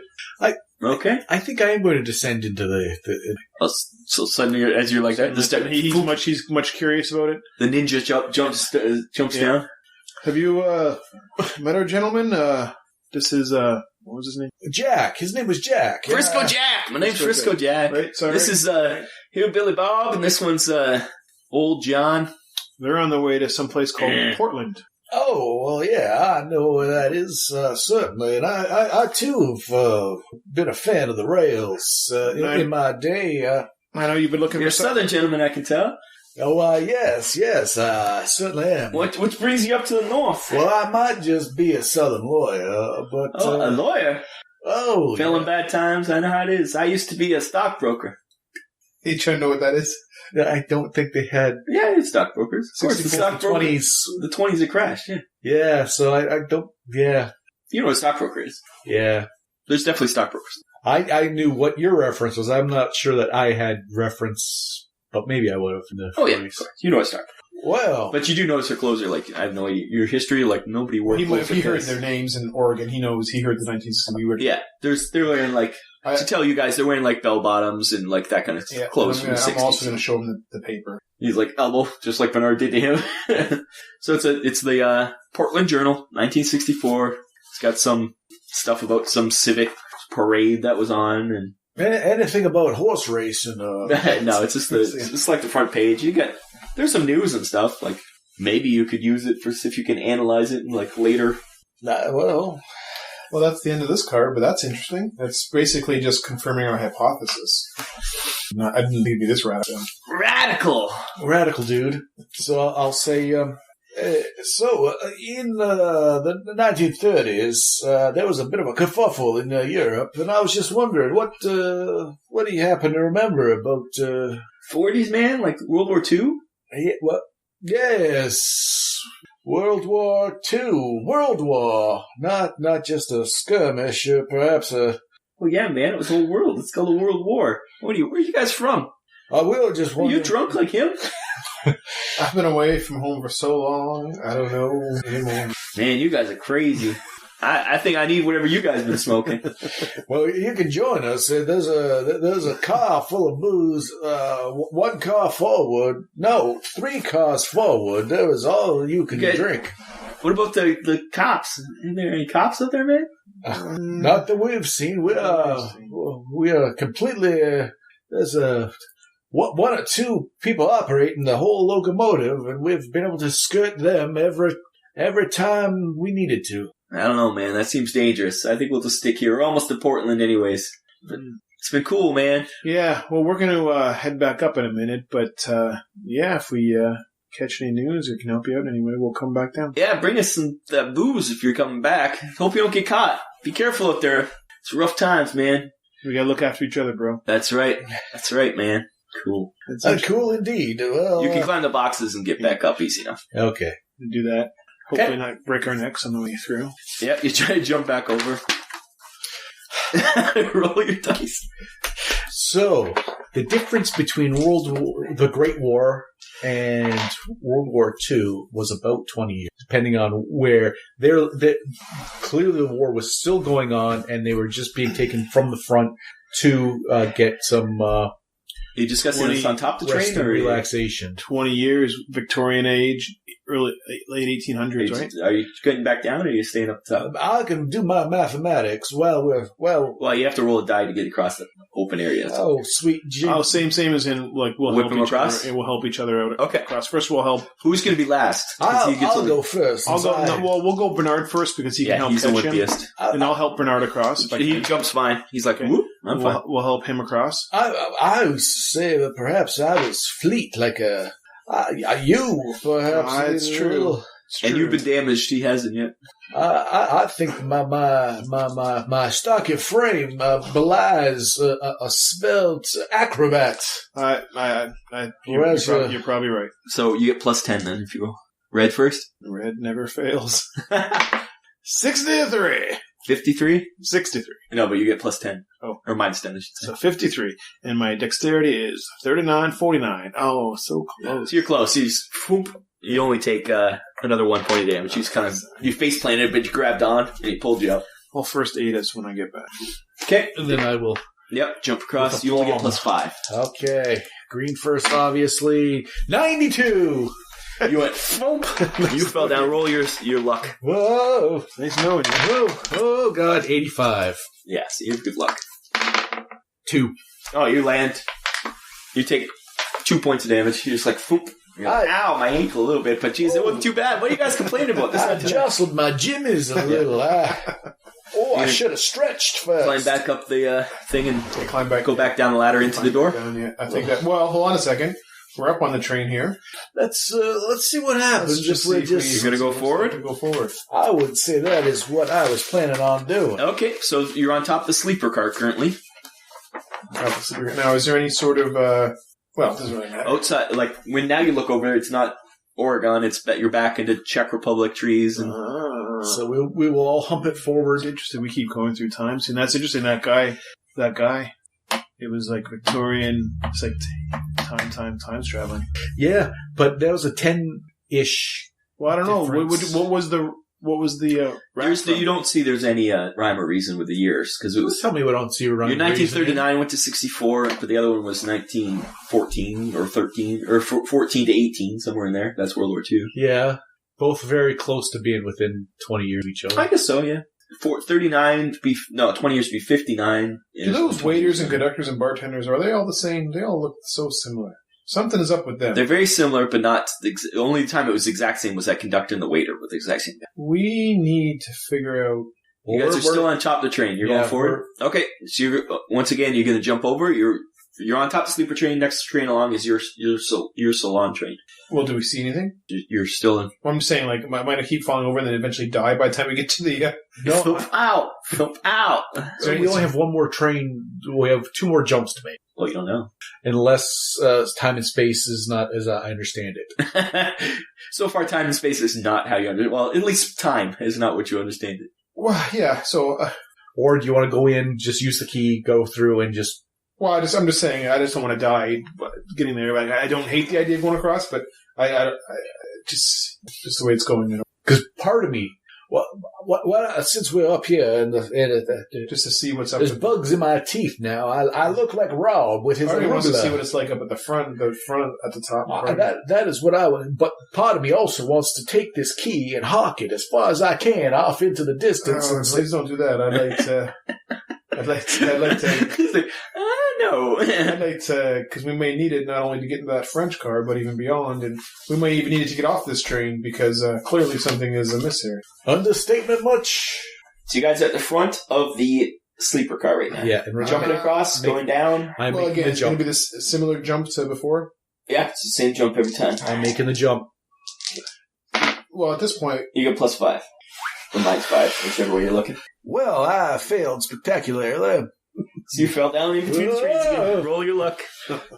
Oh, sweet Jesus. Hope you get a critical success again. Oh. No, you're fine. You made your roll then. I made my roll. 5 points of damage. You fell down and you Jesus. twisted your ankle. That's more than just rustling my jimmies. perhaps we should just walk through. So now you're in between two cars. There's doors in front of you.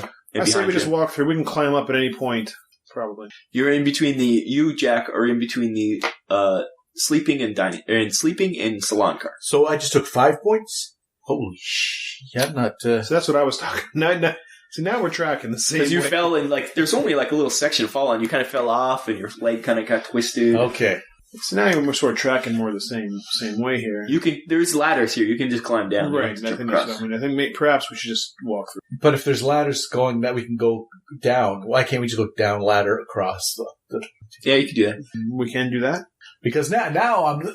Hey, there's ladders down this one. The other one didn't have it. This Well, one that's what I would have did it the first. The other one. The other one didn't have the ladders. See, I didn't know that, and then I just so it's easier from the ground than it is from the top, like from the bottom. We climb down the ladder; it's easier to go across the carts. Oh yeah, you've already gone through this section. You went from the salon to your sleeper car. You do this all the time. But that's through the. I see. You're in that little area. You open the door, and there's a bit of a. Yeah, there's a little platform. Outside, and then you. Yeah. Okay.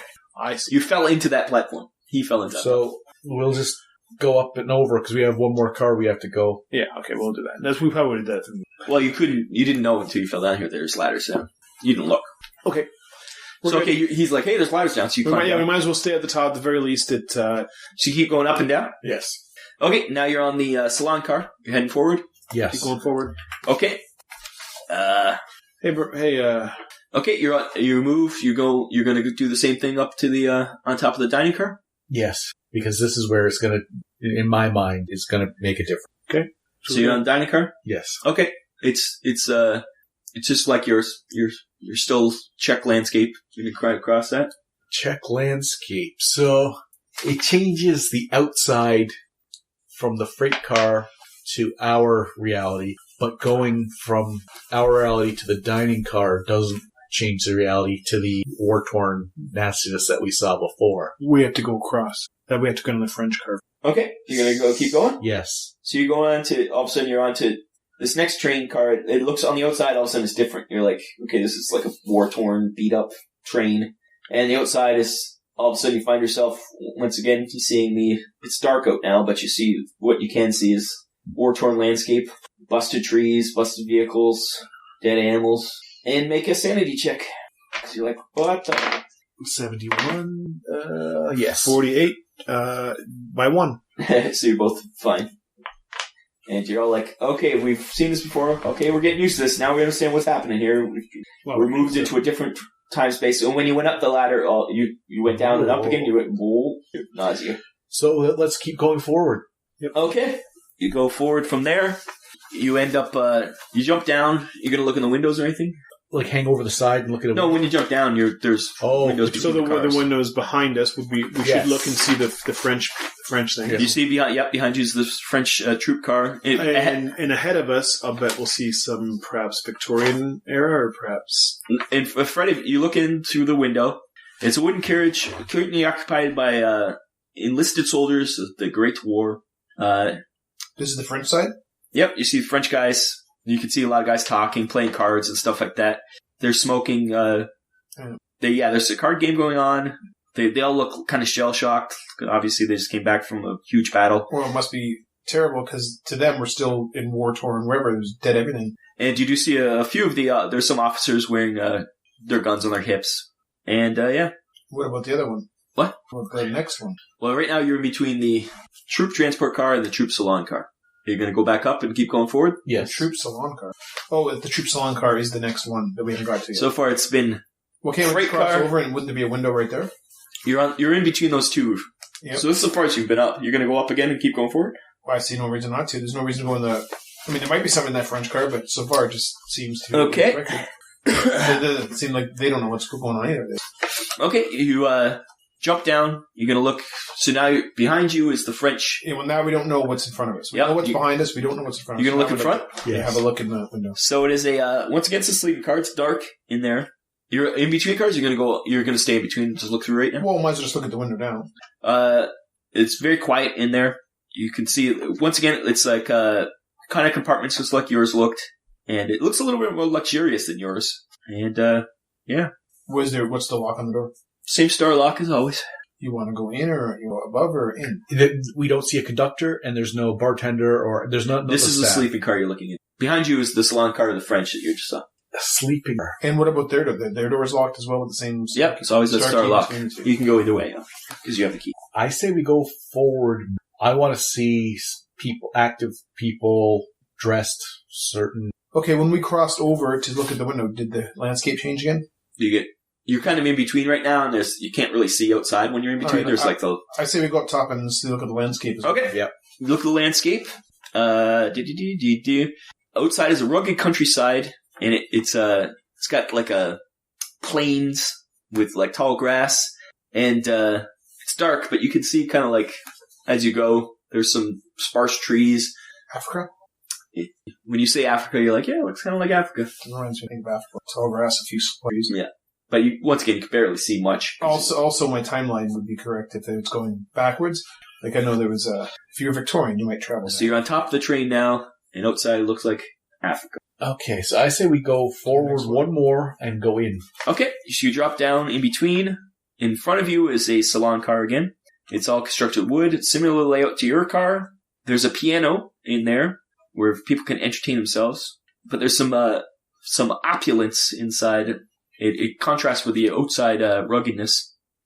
As you open the door, there's 15 men and women in the car and a number of children. They all seem to be British of upper and middle class. And yeah, they're all like harump, right? There was a woman that you notice. She's traveling alone, which is very odd.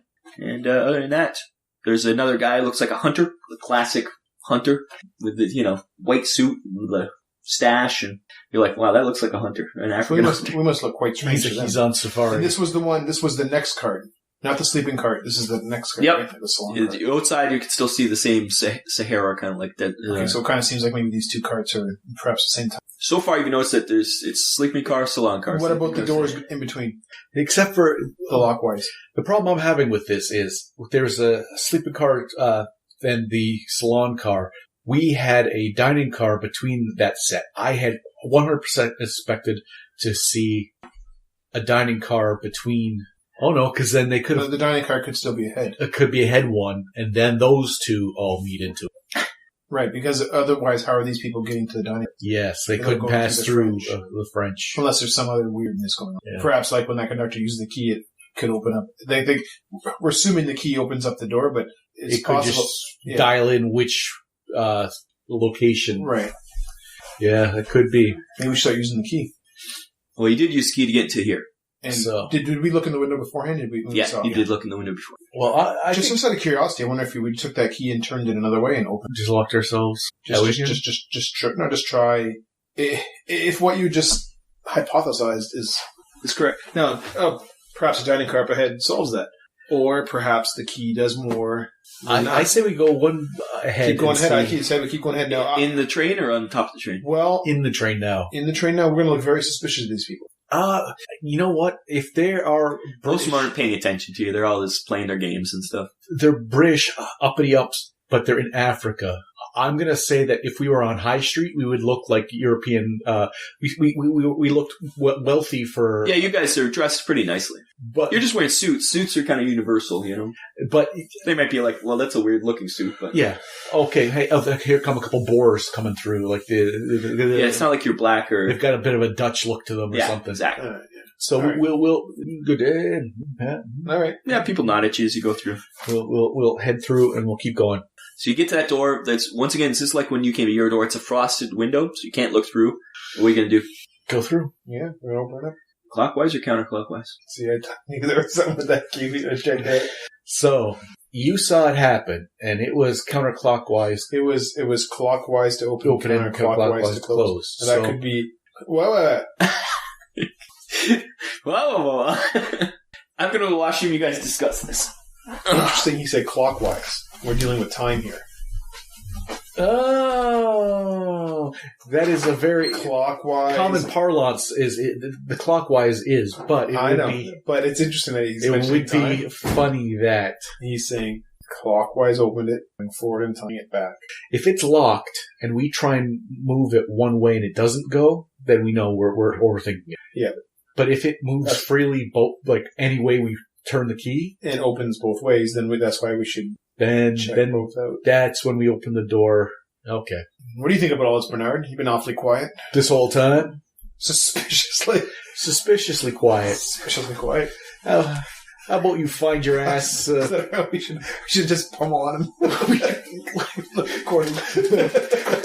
Hawk him off the train in Africa. Blimey, you bastards! What are you guys doing? He's just sitting in the Sahara watching us go. He's like, boy, you! As we speed away, and then a rhino gores him. We were joking. We tossed Bernard out the train. We were like, "Where's Bernard? Oh, you've been awfully quiet, Bernard." And then we thought, since you're in the bathroom, we could do funny things to him, and you'd have to hear it in the recording. Throw Bernard from the train. So, what are you guys doing? We are going to turn the key clockwise and see if it can go one way. If it's locked now, we'll check. If it's locked, the door's locked. We want to see if it freely goes, or two. And you turn it clockwise? Well, we're going to go clockwise and then counterclockwise. See if it is possible to go. It seems to go both ways. You don't open the door, though. No. You turn clockwise and then turn counterclockwise. That's it? Well, he has the key. He has control of the key. Let's specify. We go clockwise, counterclockwise, then try to go counterclockwise again past what should be the locked point. No, it just goes clockwise or counterclockwise. So clockwise, then counterclockwise, and it doesn't then go counterclockwise past. No, it goes back to its original position. Yeah. But then, so if he had stuck the key in, so if he took the key out, put it back in again, and tried counterclockwise, it doesn't turn. Okay. So that answers that question. So we were. So onward and upward. So you're going through the key. But this time I'm going to unlock it, put the key in my pocket, and let you go through it. Okay. Do you suspect something here? Yeah. You're the guinea pig here. I suspect that we might, if our guesstimations of the positions of which cars are where, there's quite a good chance that there might be a conductor or someone who might go, oh, you've stumbled upon my key. We went to a sleeping cart, then to a salon cart. So since we're not changing dimensions with the key, we think this should be a dining car, more communal cart with that crazy. With a waiter, possibly. Or yes. something. Okay, all right. I agree. Okay, so you go through. I will. You feel that weird nausea? And I will also. I won't necessarily draw my gun, but I will consider this there may be trouble ahead. Trouble ahead. There's always trouble ahead. And I will let Bernard know as well that I feel a. Okay, you find yourself in a sleeping car. You're like, what? This should have been a dining car. Makes no sense now. This is It's a luxurious compartments and with inlaid paneling and marble washstands. There's wooden maquettes on the walls. There's a lot of people already in bed here sleeping, and a lot of heavy blankets. You guys gonna look outside? Oh yeah.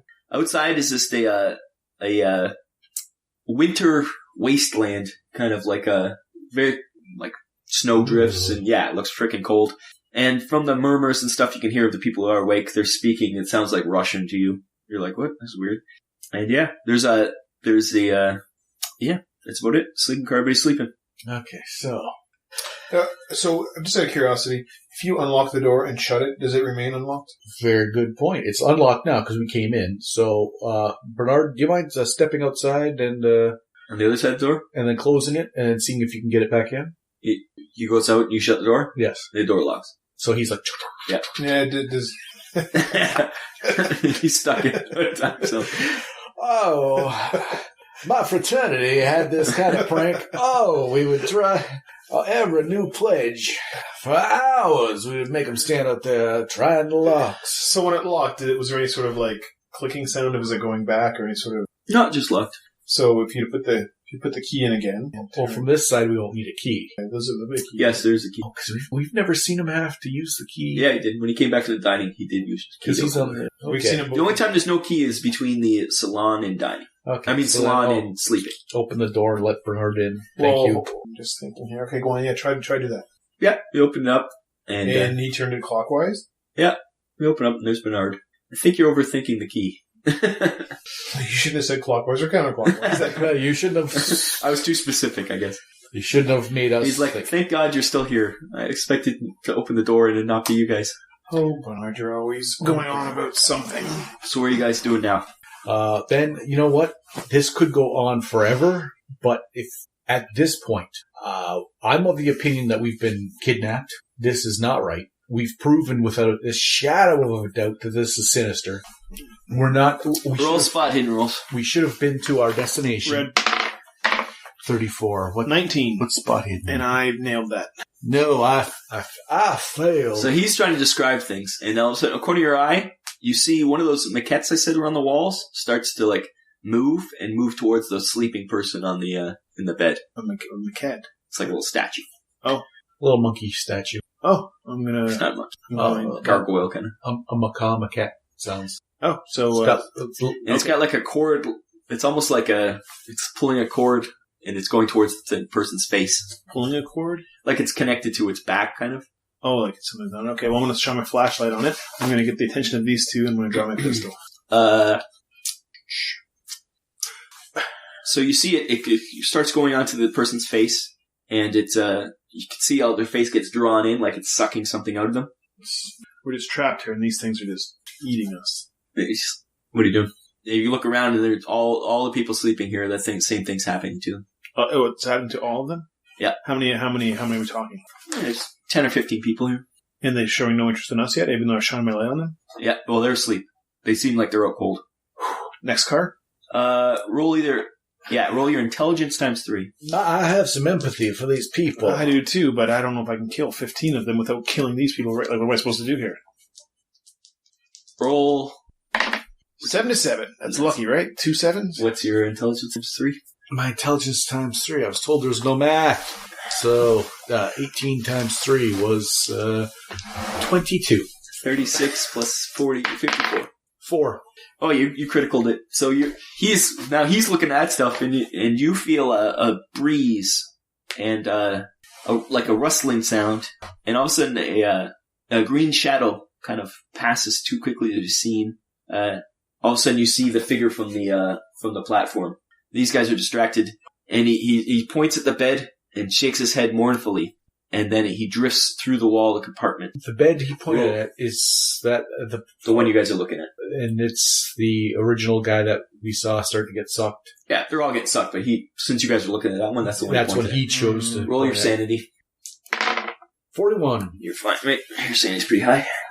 I just saw the ghostly stranger, the spectral apparition that we saw on the platform. He's pointed. How big are these monkey things? It's small. I'm going to grab it. Can you grab it? I'm going to pull it off that thing. He was not happy about the situation around here.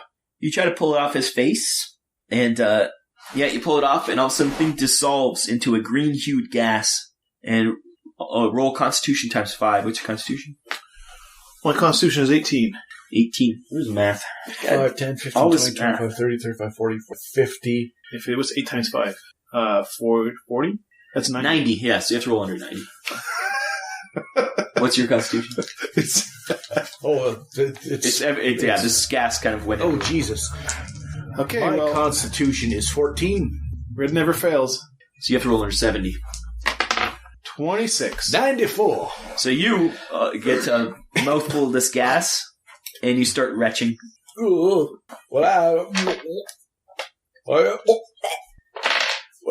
It's not very long. You like control yourself, but it's I love the smell of dissolved statues in the morning. And now there's like on the ground. There's a green ectoplasmic sludge. Okay, well that's interesting. Let's Bernard, let's get rid of the rest of these things. So you start ripping them off, everybody. I think that's our play right now. Yeah. Okay, start ripping them off, everybody. Are you helping?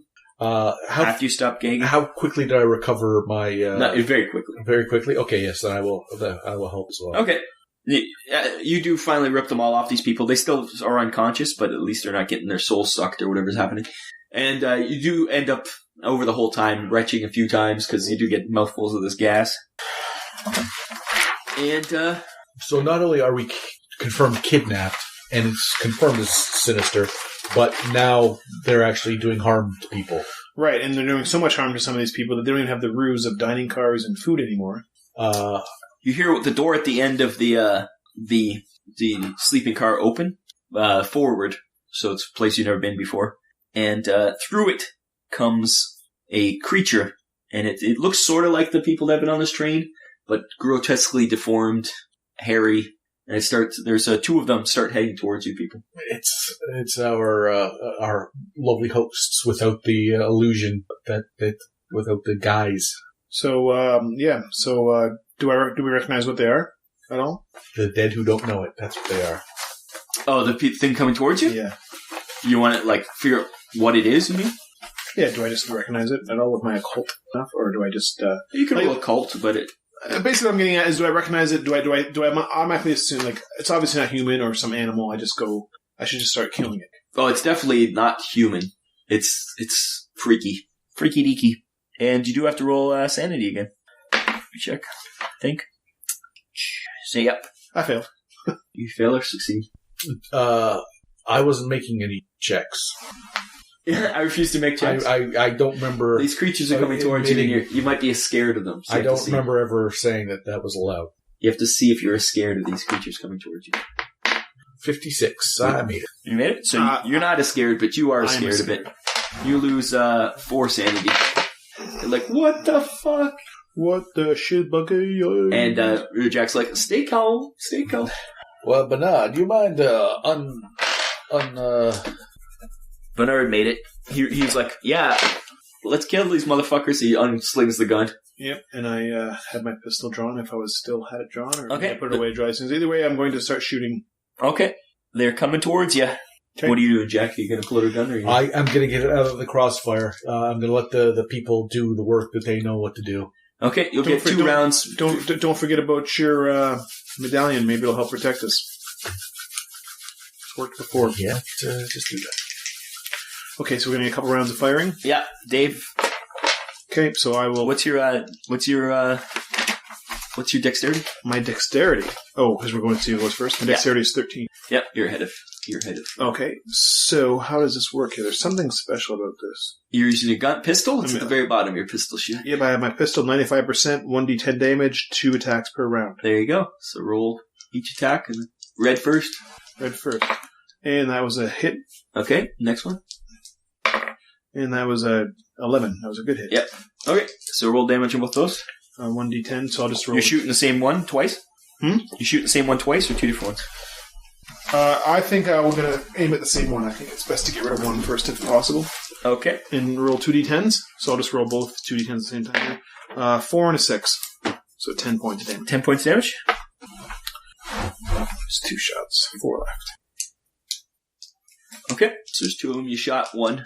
You shot back, but he's still coming at you. Okay. And then Bernard's shooting. What's his shooting stat? His rifle. Yep, hit twice. What is the carbine stats again? How much damage? And 1 carbine. 2d6 plus 2. Ooh. He plugged the same one as you because it's the one in front. And it drops. Awesome. And you get the other one charges at you still. Okay. Still got one more round. And we will go at it again. I will shoot it. Yep. Okay. And a 5. Oh, that's critical. That's good. So then, what does that mean for double damage? Double damage. Might as well roll the other hit first. And a 14. Wow. When it comes to shooting, and put a check mark next to your, not like you'll need it, but your pistol, because you'll, Because you crit it, yeah. You Okay, have a chance to increase. Actually, you're at 95? Yeah. You're already at max anyways. Okay. So I'll, this one will be the double damage one. Okay. Red will be double damage. Okay. Oh, that's good. 9. 18. So that's 18 plus 3, 18. Yeah, you 21. blast him. You just... Let's see where you shot him. That one. Nice. With the critical... You shot him right in the head. Actually killed something. You shot him right in the head, his head explodes, and they're both dead now. Yes, actually. Nobody woke up even with all the gunfire. Interesting. So, we've, okay. So, that was strange. And they came from there. Is that door still open? Where they came from? Yeah. No, it just swung shut. Okay, I'm going to reload my pistol, and I'm going to, see what this guy thinks. I say we... You know what those things were? What's going on with these people? Where did we hear Russian coming from? In this room before the It was in the up. sleeping room. Yeah. Okay.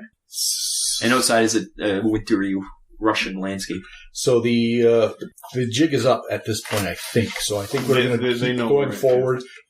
There's got to be a head to the locomotive. There's got to be a head, but does it happen by keep going through these doors or up top? I think through the doors. Through the doors? Yeah. Okay. We'll push forward, and I think the only... Well, they must be getting scared. Like, it's been getting weirder as we've been going on, and now it's not... Well, you ripped off the things. You did damage to them. So Bernard's like, yeah, I probably caused them to come at us. We did... Yeah, the started jig is up, so I think we move forward as fast as possible and get to the... So you run through the next door. Yes. You're into the salon car of this Russian train. It's very opulent. Ivory interspersed with fine woods, rich carpets, and there's an organ. There's a potbelly stove with a fire, and there's a few people having smokes and playing cards.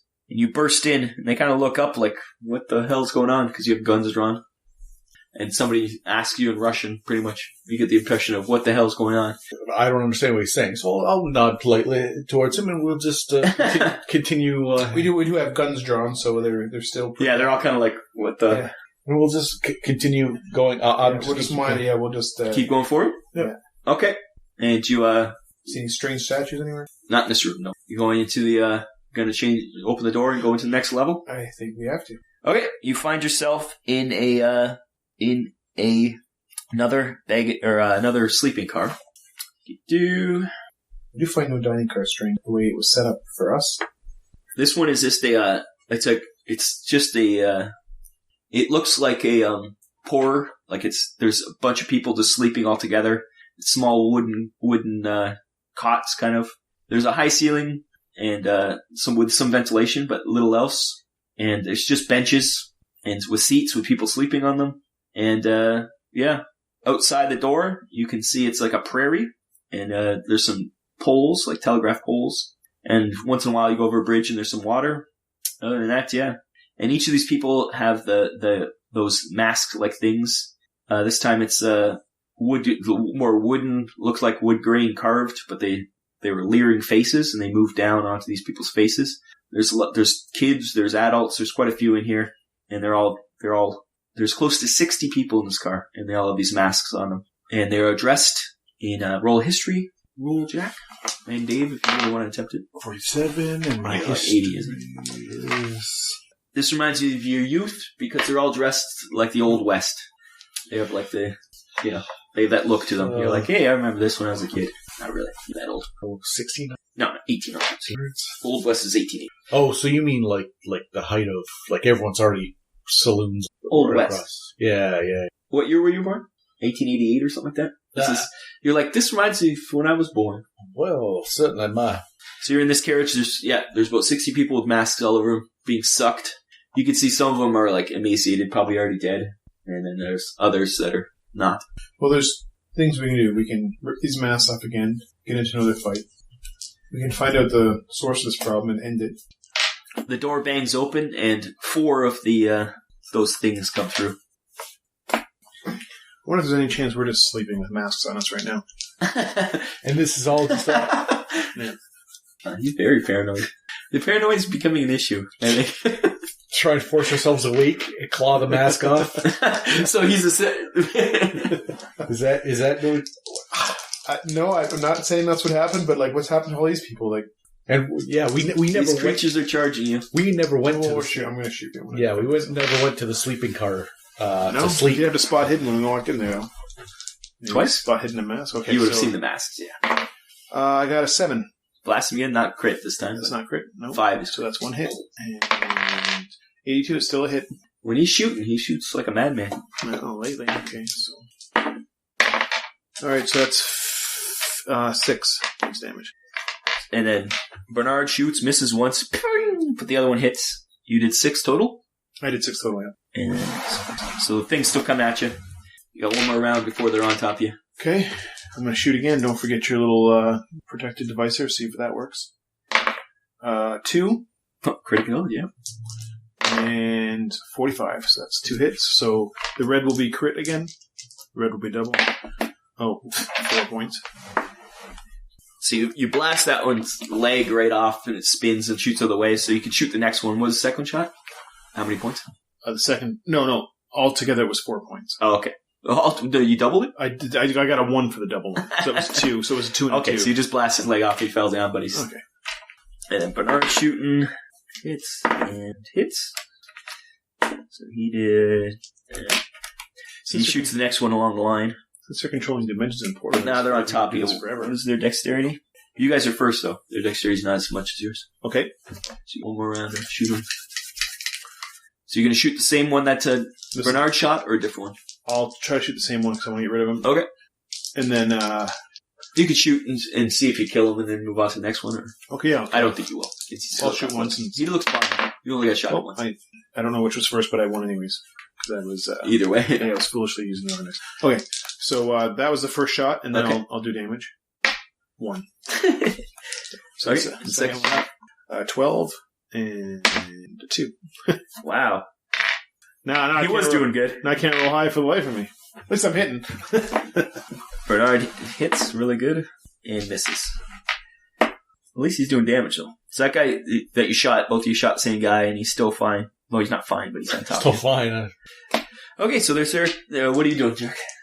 I will be taking the stone, the engraved stone out of my pocket. Okay, so one jumps at you. There's only 3 left, so it's 1 on each of you. And he jumps at you, and he just pauses, like he's like, what the... He looks confused. You're not sure how long it'll hold him off, but at least it stopped his attack this time. Okay, that's one moment more than we had. One guy tries to claw you, Dave, but misses. Okay. And the other claws Bernard and hits. 4 points of damage. What's Bernard at? Bernard's looking rough. He's like, I guess it's raked across the chest. Okay. I will, I don't have much choice. I'll have to, the one on you looks pretty rough. He's the one you guys been shooting. I'll have to bash him. I'm out of bullets. You're just gonna, pistol whip him? Yeah, pistol whip. Okay. So, punch or pistol whip or what? Well, what's my better option here? I think close combat is 27. So what should I be rolling here? Your fist is 50? Or is it higher? Where does it say fist? Down the bottom under melee. Oh, fist is 77. Oh, there you go. Okay, so I'll punch it. Yep. Oh, I realize. 53. Okay, so you punch him. Fist gets how many attacks? Attacks 1. Attacks 1. 1d3.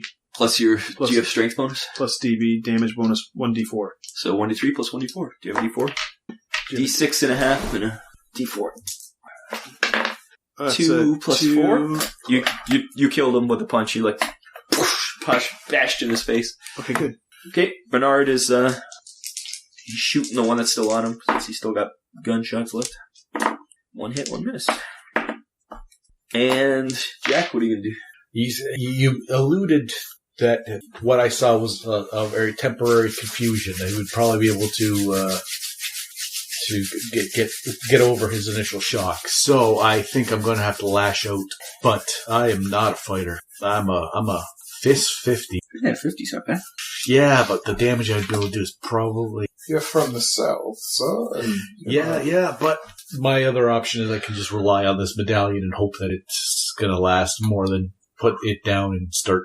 Yeah. Oh, I hear you. It's a tough call. Yeah, well then... I wish I could give you advice.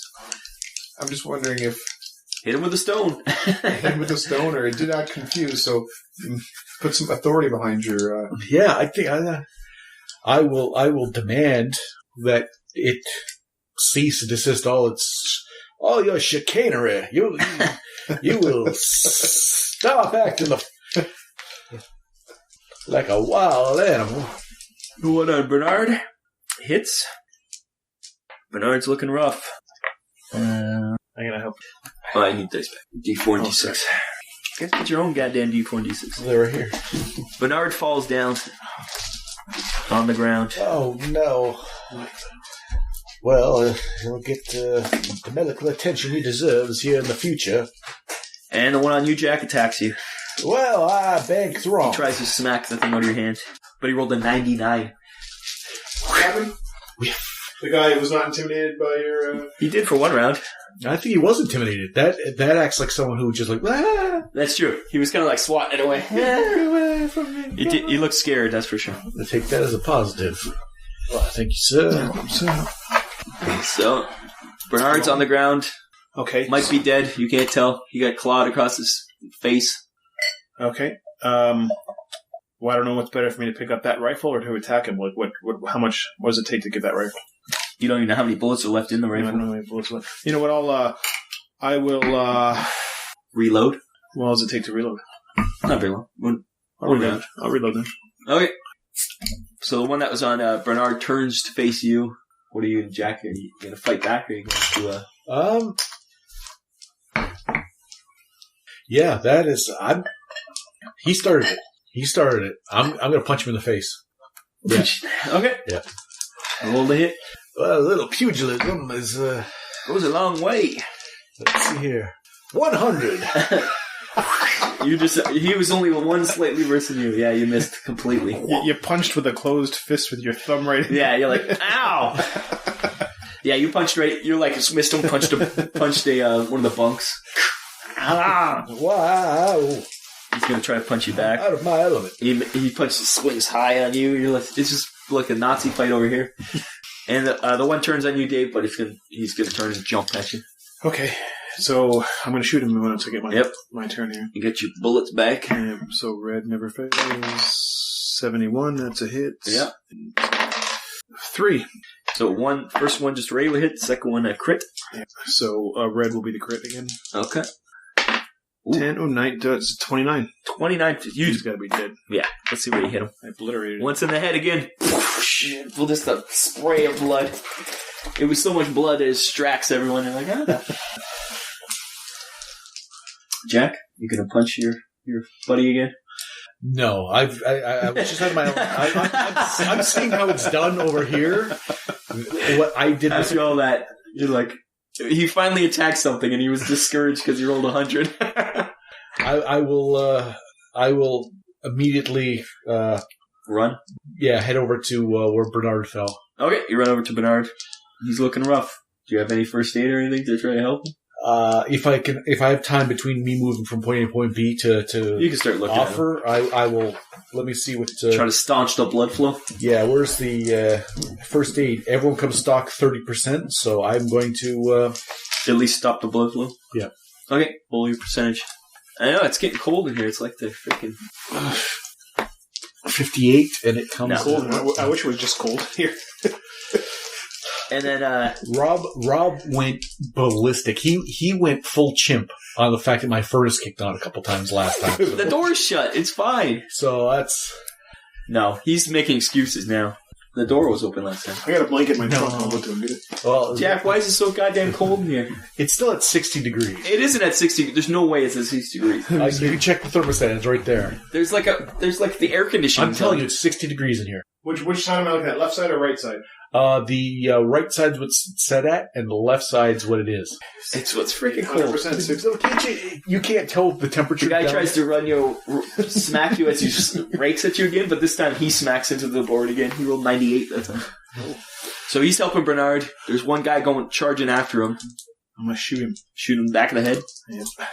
Roll your attack. 14. Nice. And 37. Okay, both hit. Roll well. I'm trying.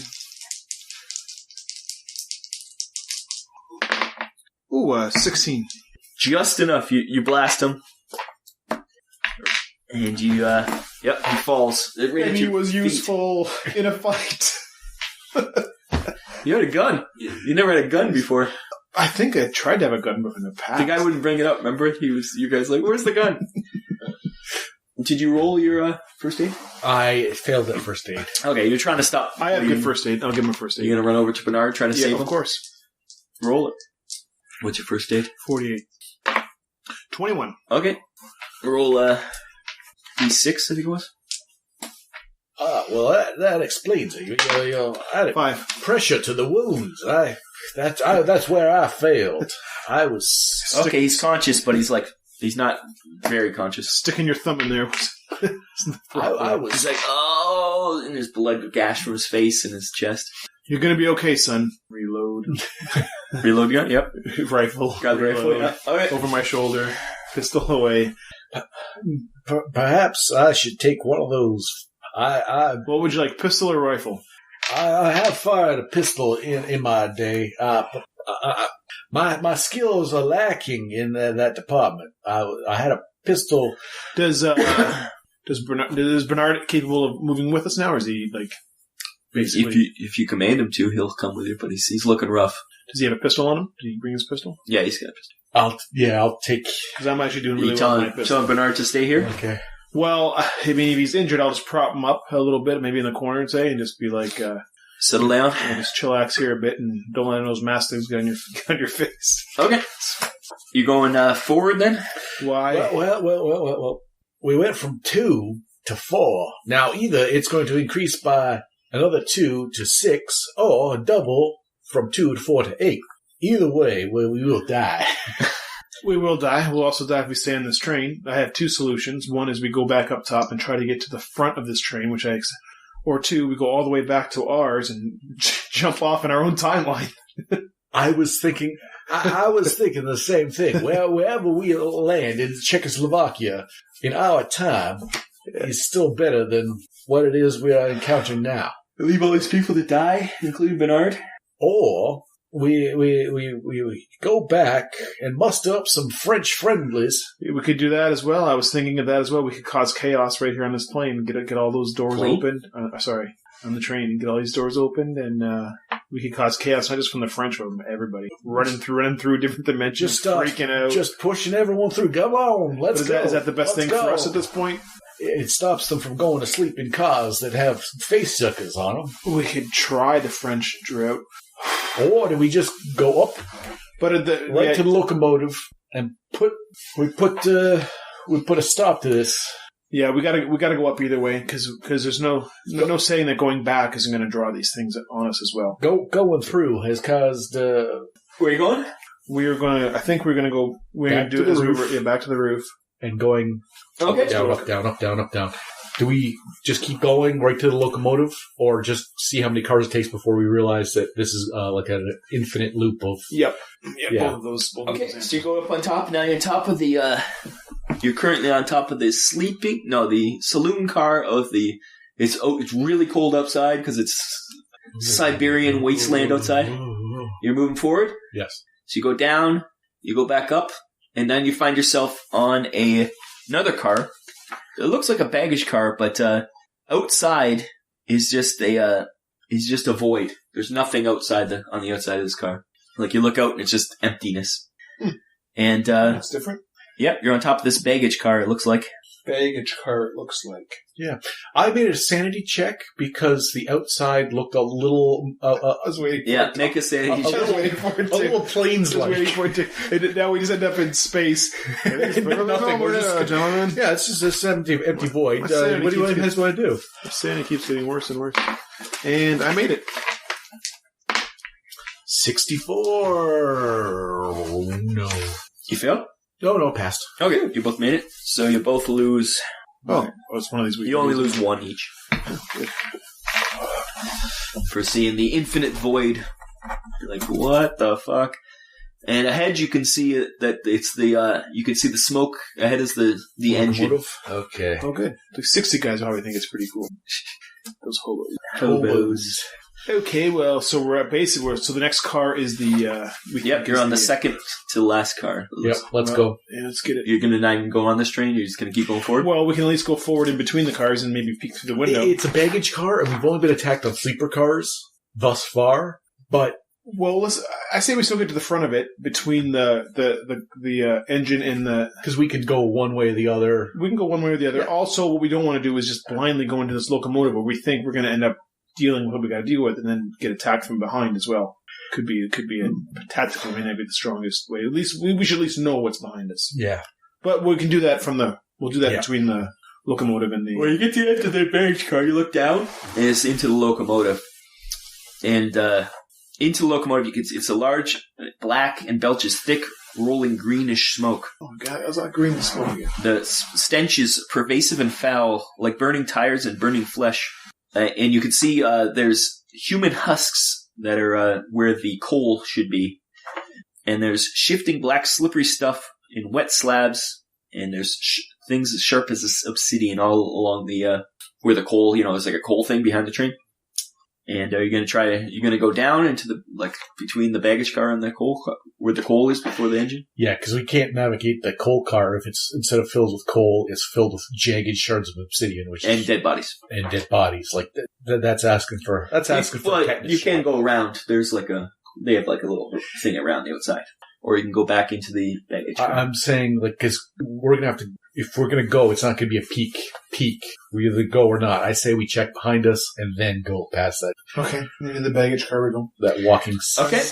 My gun's drawn anyways. A pistol. You open up the baggage car, and you use the key to open the door. Yep. And within is a charnel house. There are 4 of these creatures. Charnel? Yeah, like an abattoir. Abattoir, butchery. It's a lot of dead husks. There's 4 of those creatures, and they're perched here. And so you see them better now because there's more light in here. The elongated humanoids are thin-limbed like ants with a scabrous skin, and there's clumps of hair that protrude in stiff bristles. Their eyes are bright and their jaws are wide like those of a frog, but stuffed with teeth. You said scabrous. Does that mean it's covered in scabs, or was that like a scarabus, like a beetle? More scabrous, like covered in scabs. Ew. I was hoping for the latter. I really was. The room of this car is stuffed with jostling and tumbling naked bodies. Naked human bodies are like balloons, and they're left of the victims from the masks. And there's vile green liquid drips from them. And so it's like their bodies are full of this vile liquid now. And it's just full of dead bodies, and these things are eating them.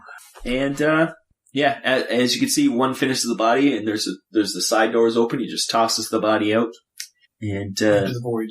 Twisting, pulsing green fleshy tubes run along the passageway floor towards the engine. And there's from the ceiling there dangles a chandelier composed of human body parts. And, pretty much roll sanity, because this is super scary, disgusting.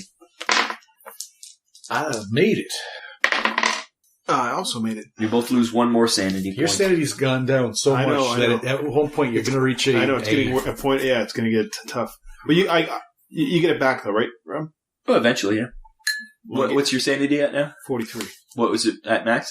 50. Oh, yeah. I was at 47, but then I moved to 50 at the beginning of the place. So what are you going to do? These things haven't really noticed you yet because they're too busy eating. Well, I'm going to take the closest one and shoot it in the friggin' head. Okay. You're like, oh, no. Okay. Roll your dice. Rifle or pistol? Pistol. Okay. 17 and 86, both hits. Okay. Roll damage. Roll tide. 15. 15? You blast its head off. It slumps down. The others turn to look at you. You get 1 more surprise round. What do you want to do? I don't trust myself to be firing with my shoot skill just yet. So I'm just going to hold the pistol at the ready. Wait for him to get closer? Yeah. Okay. Roll again. 36 and 12. Yep. Hit twice again. Next guy. 7, 12. Okay. He didn't fall, but he looks hurt. And they start charging towards you. The hurt one's closest, and the other 2 are a little farther back. Your dexterity higher, so you get to go I first. will shoot again. I will. Well, I'll take 1 shot at a time this time, because I might kill the blue one. Okay. 85, that's a hit. Okay, roll damage. 5. He's still coming.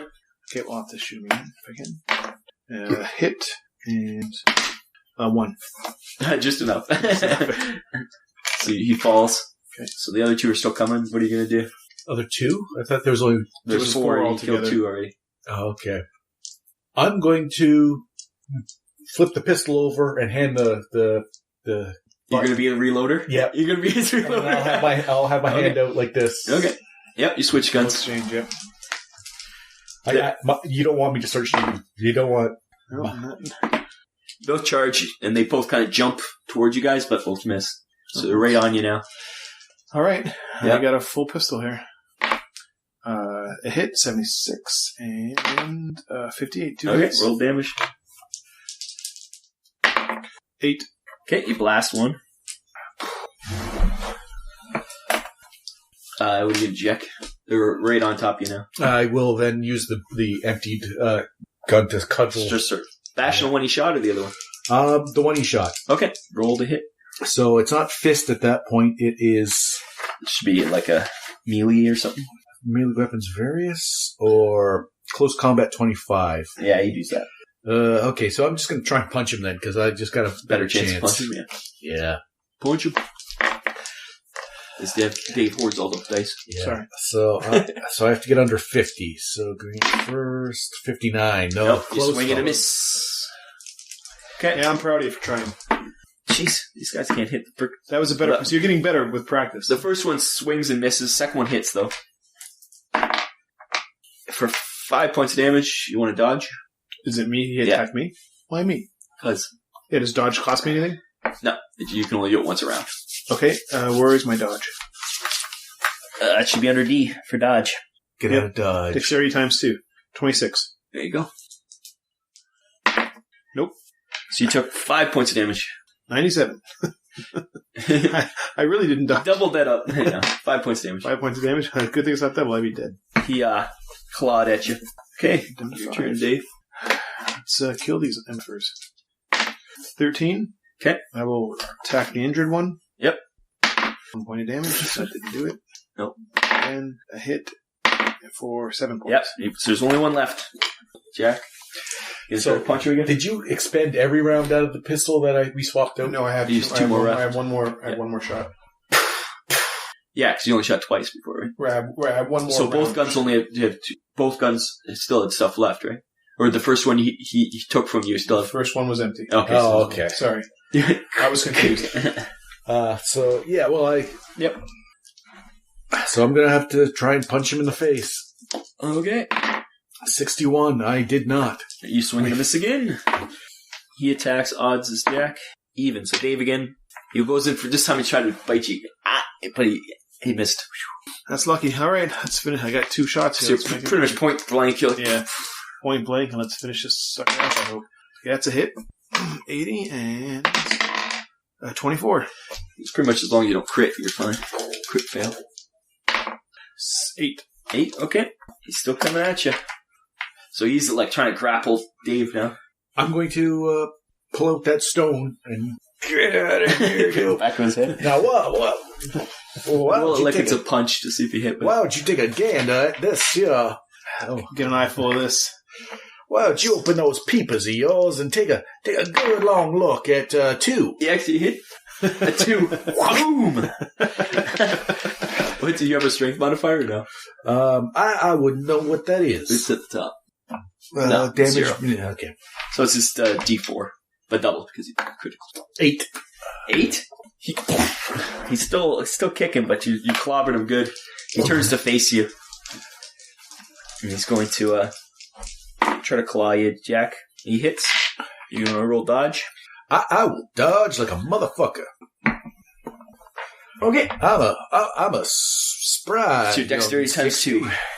So 9 times 2, 18. Ooh, that is not a... That, statistically speaking, I doubt that this will happen. Oh, I failed.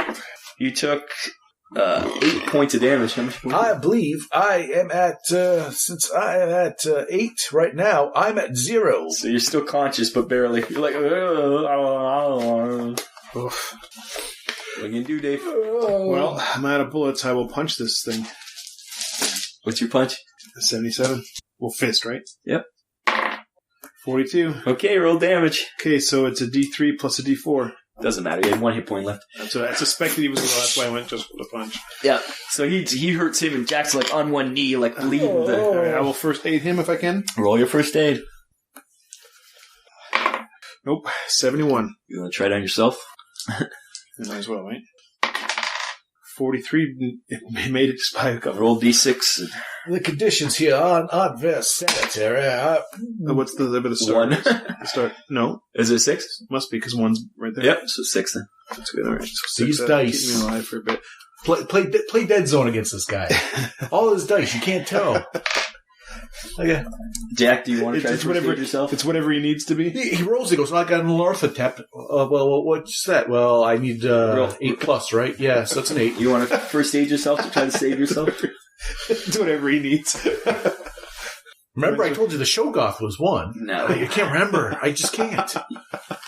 He uses this joke multiple times. But not with him. Look at I'm loving it. He's loving it. No, roll your first aid to see if you save yourself. Okay, what dice was it? D100. D100. Your first save is like 20 or something. My first aid was shite. 30%. 30, yeah. Base. Okay, so 12. There you go. Roll D6. Get a Shogoth. Oh, I got a polyp. You get one. You're at 1 hit point. Okay. So you guys finished it off. There's no more creatures in this room. Yeah, I will reload. Give him back a pistol. Reload everything. Yeah. Okay. What else is in this room? Anything up? A lot of dead bodies. There's a lot of dead bodies. A lot of dead bodies. We have one more. There's no one we can help here, but Just that sinewy, and it seemed like all the juice was going towards the locomotive. yeah, Right? towards the engine. Let's head that way. Okay. I feel up to it. You limp towards the engine. yeah, because I'm at 0. Like I can, if there is a feet man working in the lingerie store up there and decides to give me a slap, then I will not survive. I don't know what else to do. I have a family back home. I don't know why I got mixed up in this. What? Okay. What? Now, why did I? You limp towards the engine.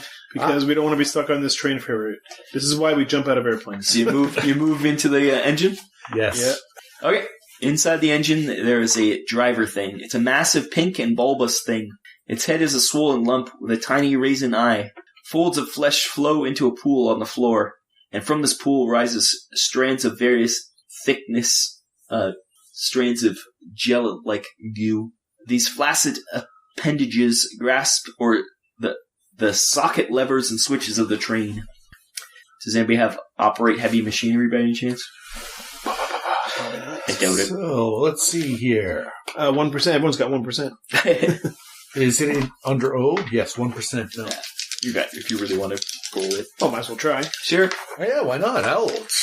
Why not? Well, if we have to operate heavy machinery between the two of us a few hundred times. I failed. 5. That's close. So you're like, I almost understand this. You think those the controls, they seem to that doohickey there. they're not like a normal locomotive, to say the least. That's all you've figured out. The thing is riveted upon the portal in front of the cab, which through it views unchanging grayness around it. So what are you going to do? It's not even paying attention to you. Excuse me, sir. All the those strands from that you kept seeing are going into the firebox. So it's like running the thing. What do we gotta kill here? Him or something else? Above the firewall, there's 4 levers I will glowing with heat. All are in the up position. We're moving forward. Can't we just for a moment reason perhaps and say like we can't just kill it. We might be stuck for eternity just rolling through. You want to reason with the blob thing that's been taking... No, what I'm saying, I might just be a southern lawyer, but it's not paying attention to us, and we got a moment to think. So let us just noodle over what our course of action is. We could destroy the pipeline of the fuel coming to this locomotive, and we would stop perhaps and make our way back to our car and hop off. Possible. We could have a go at the switches and levers. That'd be a fight, probably. seeing what's doing. That might cause... Either way, it causes a fight. I think everything causes a fight, so if we're going to fight, we might as well do it while it's thinking. Well, I took my time to reason. Let's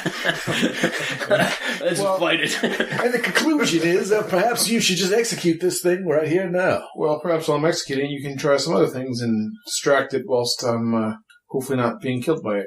Well, it doesn't seem to be spatially aware, or nor does it seem to be very mobile. So, as you are trying to execute it, if you don't mind, I too would like to shoot at it. Open up. If that's what you're game for, I say we just both point our weapons at it. And it's worked so far. It's worked this far. That hasn't been one. What do you have, a pistol? Yes. And you have a pistol and a rifle? What are you going to use? Pistol. Pistols all around? Pistols at dawn? Or I could double fist the pistols and you use the rifle. You just take shots at this thing? You're like 5 feet away. You could run up and stick the guns right into it. Some big fleshy blob thing. Well, either way, whatever we want to do, I think this thing needs. What do you want? You want the pistol? Sure. Here, you can have the pistol. You've got 2 pistols, and he's got the rifle. Okay, it's still ignoring you. What are you going to do? I'm going to put the rifle up to its head and fire. And you're going to run up and fire 2 into its body? Into its raisin eye. I liked the terminology. I liked the... You're just going to poke. It's like watching for Elson poker. Yeah, it's going to be like, I'm looking out in the void, Elson.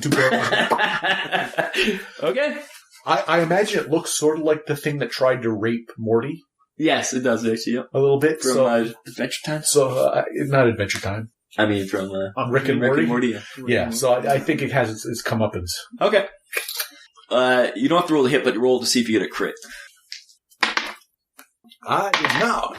Neither did I. 45. You get 2 shots. Oh, I have 4 2 shots, pistols. actually, because you have 2 pistols. What's your gun? Shoot twice, Dave? Did not. No, the carbine does not. Did not. Did not. Okay, roll damage for all that stuff. I need 2d6. Man, I've never fired a pistol before, so I don't know. D10s, aren't they? D10s, yeah. So 4d10, Dave. Or Jack. 4d10. Wow, we can get that right here. Do you have any d6? No. You keep all the dice. There's a bag right there. There's literally a bag. I didn't know that. He has a Don't mix them up. satchel of dice. I'm going to steal that blue one. That's Watch a nice this. one, yeah. Yeah, I'm going to watch this. I think you have a bunch of them. You can have them.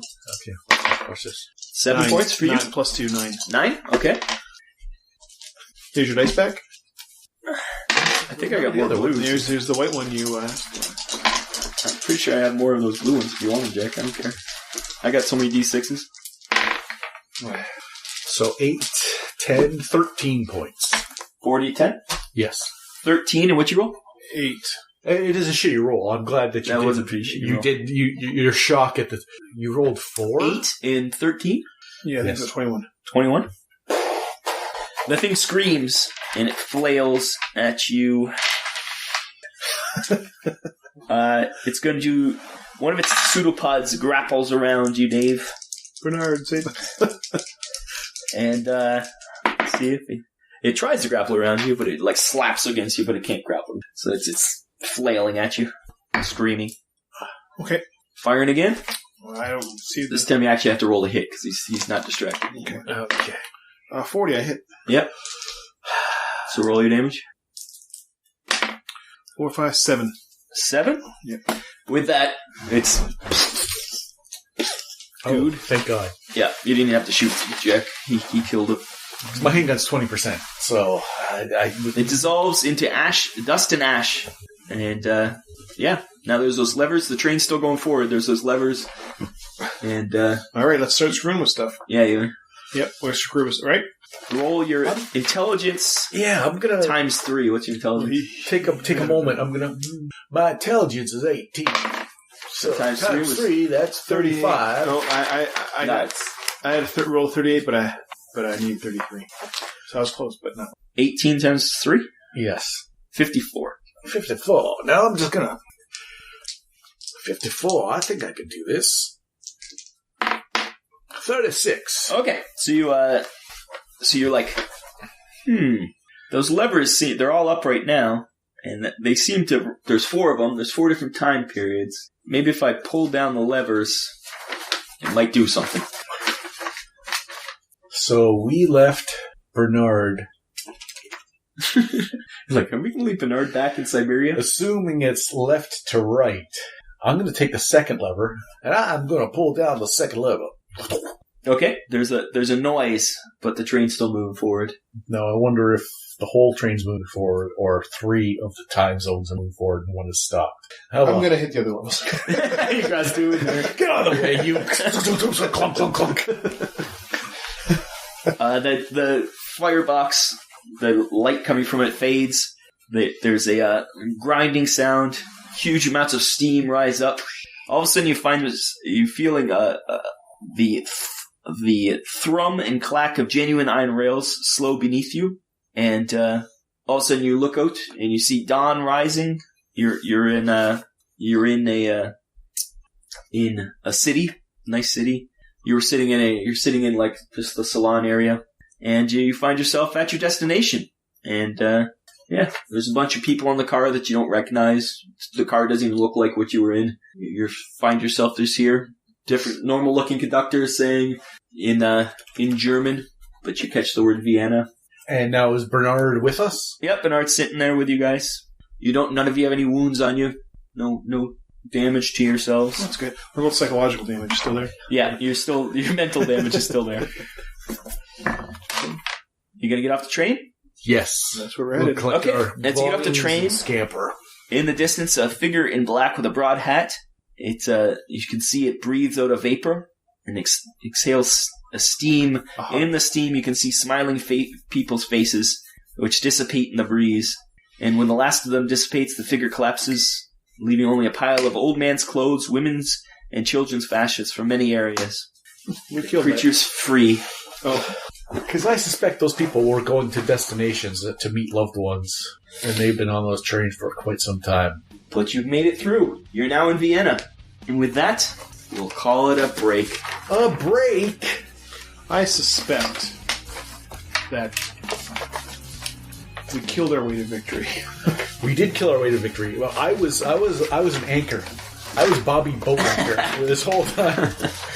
The only thinking that needed to be done was, how are we going to kill? You open the doors, buddy. That's true. I did steal a key. Well, there you go. Game 4 of Achtung, Cthulhu by Modiphius, based on the Call of Cthulhu rules set by Chaosium. Come back next time for the continuing adventures in a World War II that isn't quite right.